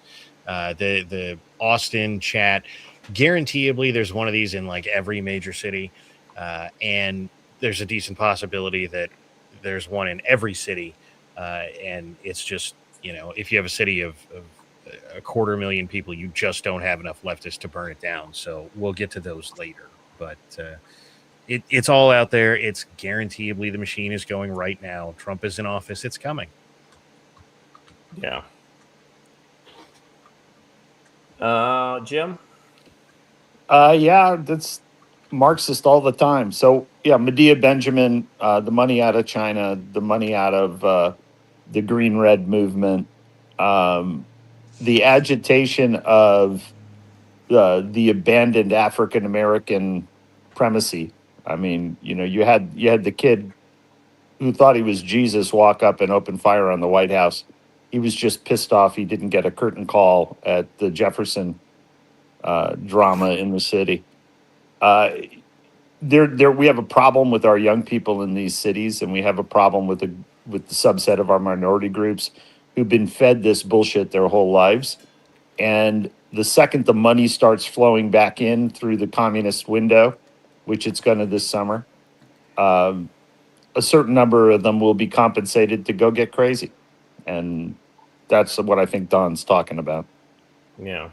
And that's the problem, is these people aren't believers. These people are just trained, angry strangers. I mean, just go walk the street in Portland or Austin, and they're there. I mean, when the cops in Washington know the guy who thinks he's Jesus, right? All it's going to take is somebody going to the guy who thinks he's Jesus and said, "Point the gun that way, kiddo. See you later. You're going to be famous," right? And multiply that by 100. There is, I guess, for historical reasons, we should go over it. The one black guy that is at January 6 pictures that is an Antifa organizer for a million years. There's a lot of those people. Oh, and the whole point of them is, look, we can get, the left can get a couple hundred of these people basically across the country. The Antifa leaks that have been big say that there are not actually that many of them, but you get 3 to 5 of them at any given protest, and they will gin up people who are just otherwise pissed off into a riot, point the riot at something, and then leave. And they've been doing it for years. Yep. I mean, it's exactly what happened at Charlottesville, right? Yeah. You had a bunch of outside organizations paying various groups to attend. They organized it. They did the media. They paid for housing. They paid for food. They paid for transport. And lo and behold, you get a conflict. Conflict has political outcome. It has value. They do it again. They do it again. They do it again. So these events are not organic. Yeah, that's a good point. Watcher? Same thing. I said it last week. Memorial Day is a day that means something to us and a day that means less than nothing to the left. And they know that. So pay attention. We talked earlier about the Russians kind of going hard in the paint against the Ukrainians. I think what you're going to see over the next couple of days is continued attacks on specifically the military infrastructure in and around Kiev, but a general targeting of the military type things in and around there.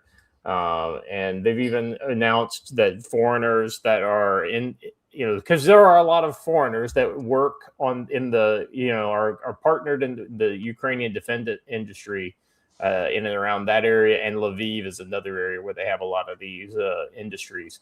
I think Russia's going to go very hard against those. So we shall see. You never know what happens with Russia and Ukraine. But I get the feeling Ukraine kind of struck a nerve against Russia, and Putin is under pressure to show that he's doing things against, especially considering the front lines have not been going Russia's way lately. They've been a regression in certain areas where they spent a lot of blood and treasure taking land earlier this year and last year.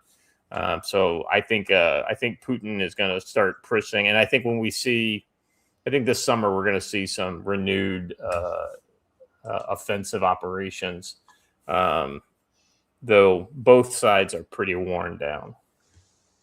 All right, that's all I got. Thank you, gentlemen, for being here. Don, Jim, as always, it's great to have you guys drop in with us. Remember, we're here every Monday, Wednesday, Friday, so anytime you guys have time. You always have the link, so we appreciate your contribution. Joe, Watcher, as always, appreciate you guys helping me make this thing. Joe, you're the one bringing all these beautiful ladies from the chat into, so I appreciate all the toe work you're doing behind the scenes. You're a lot of disappointed ladies if you've got boots on all weekend at the July event. So I'm just saying. Consider flip-flops or something. Negative. Diatica like toe picks win. Yeah.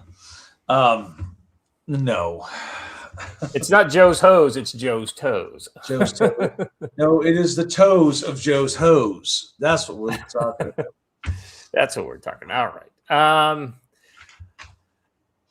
Guys, that's all I got. Thank you very much. We will be back on Wednesday, same time, same channel. If you haven't done already, please like the video, subscribe to the channel, hit the bell for notifications. Let your friends know you're getting some good stuff over here on the Council for Future Conflict. We will be back. And until then, you guys all stay safe.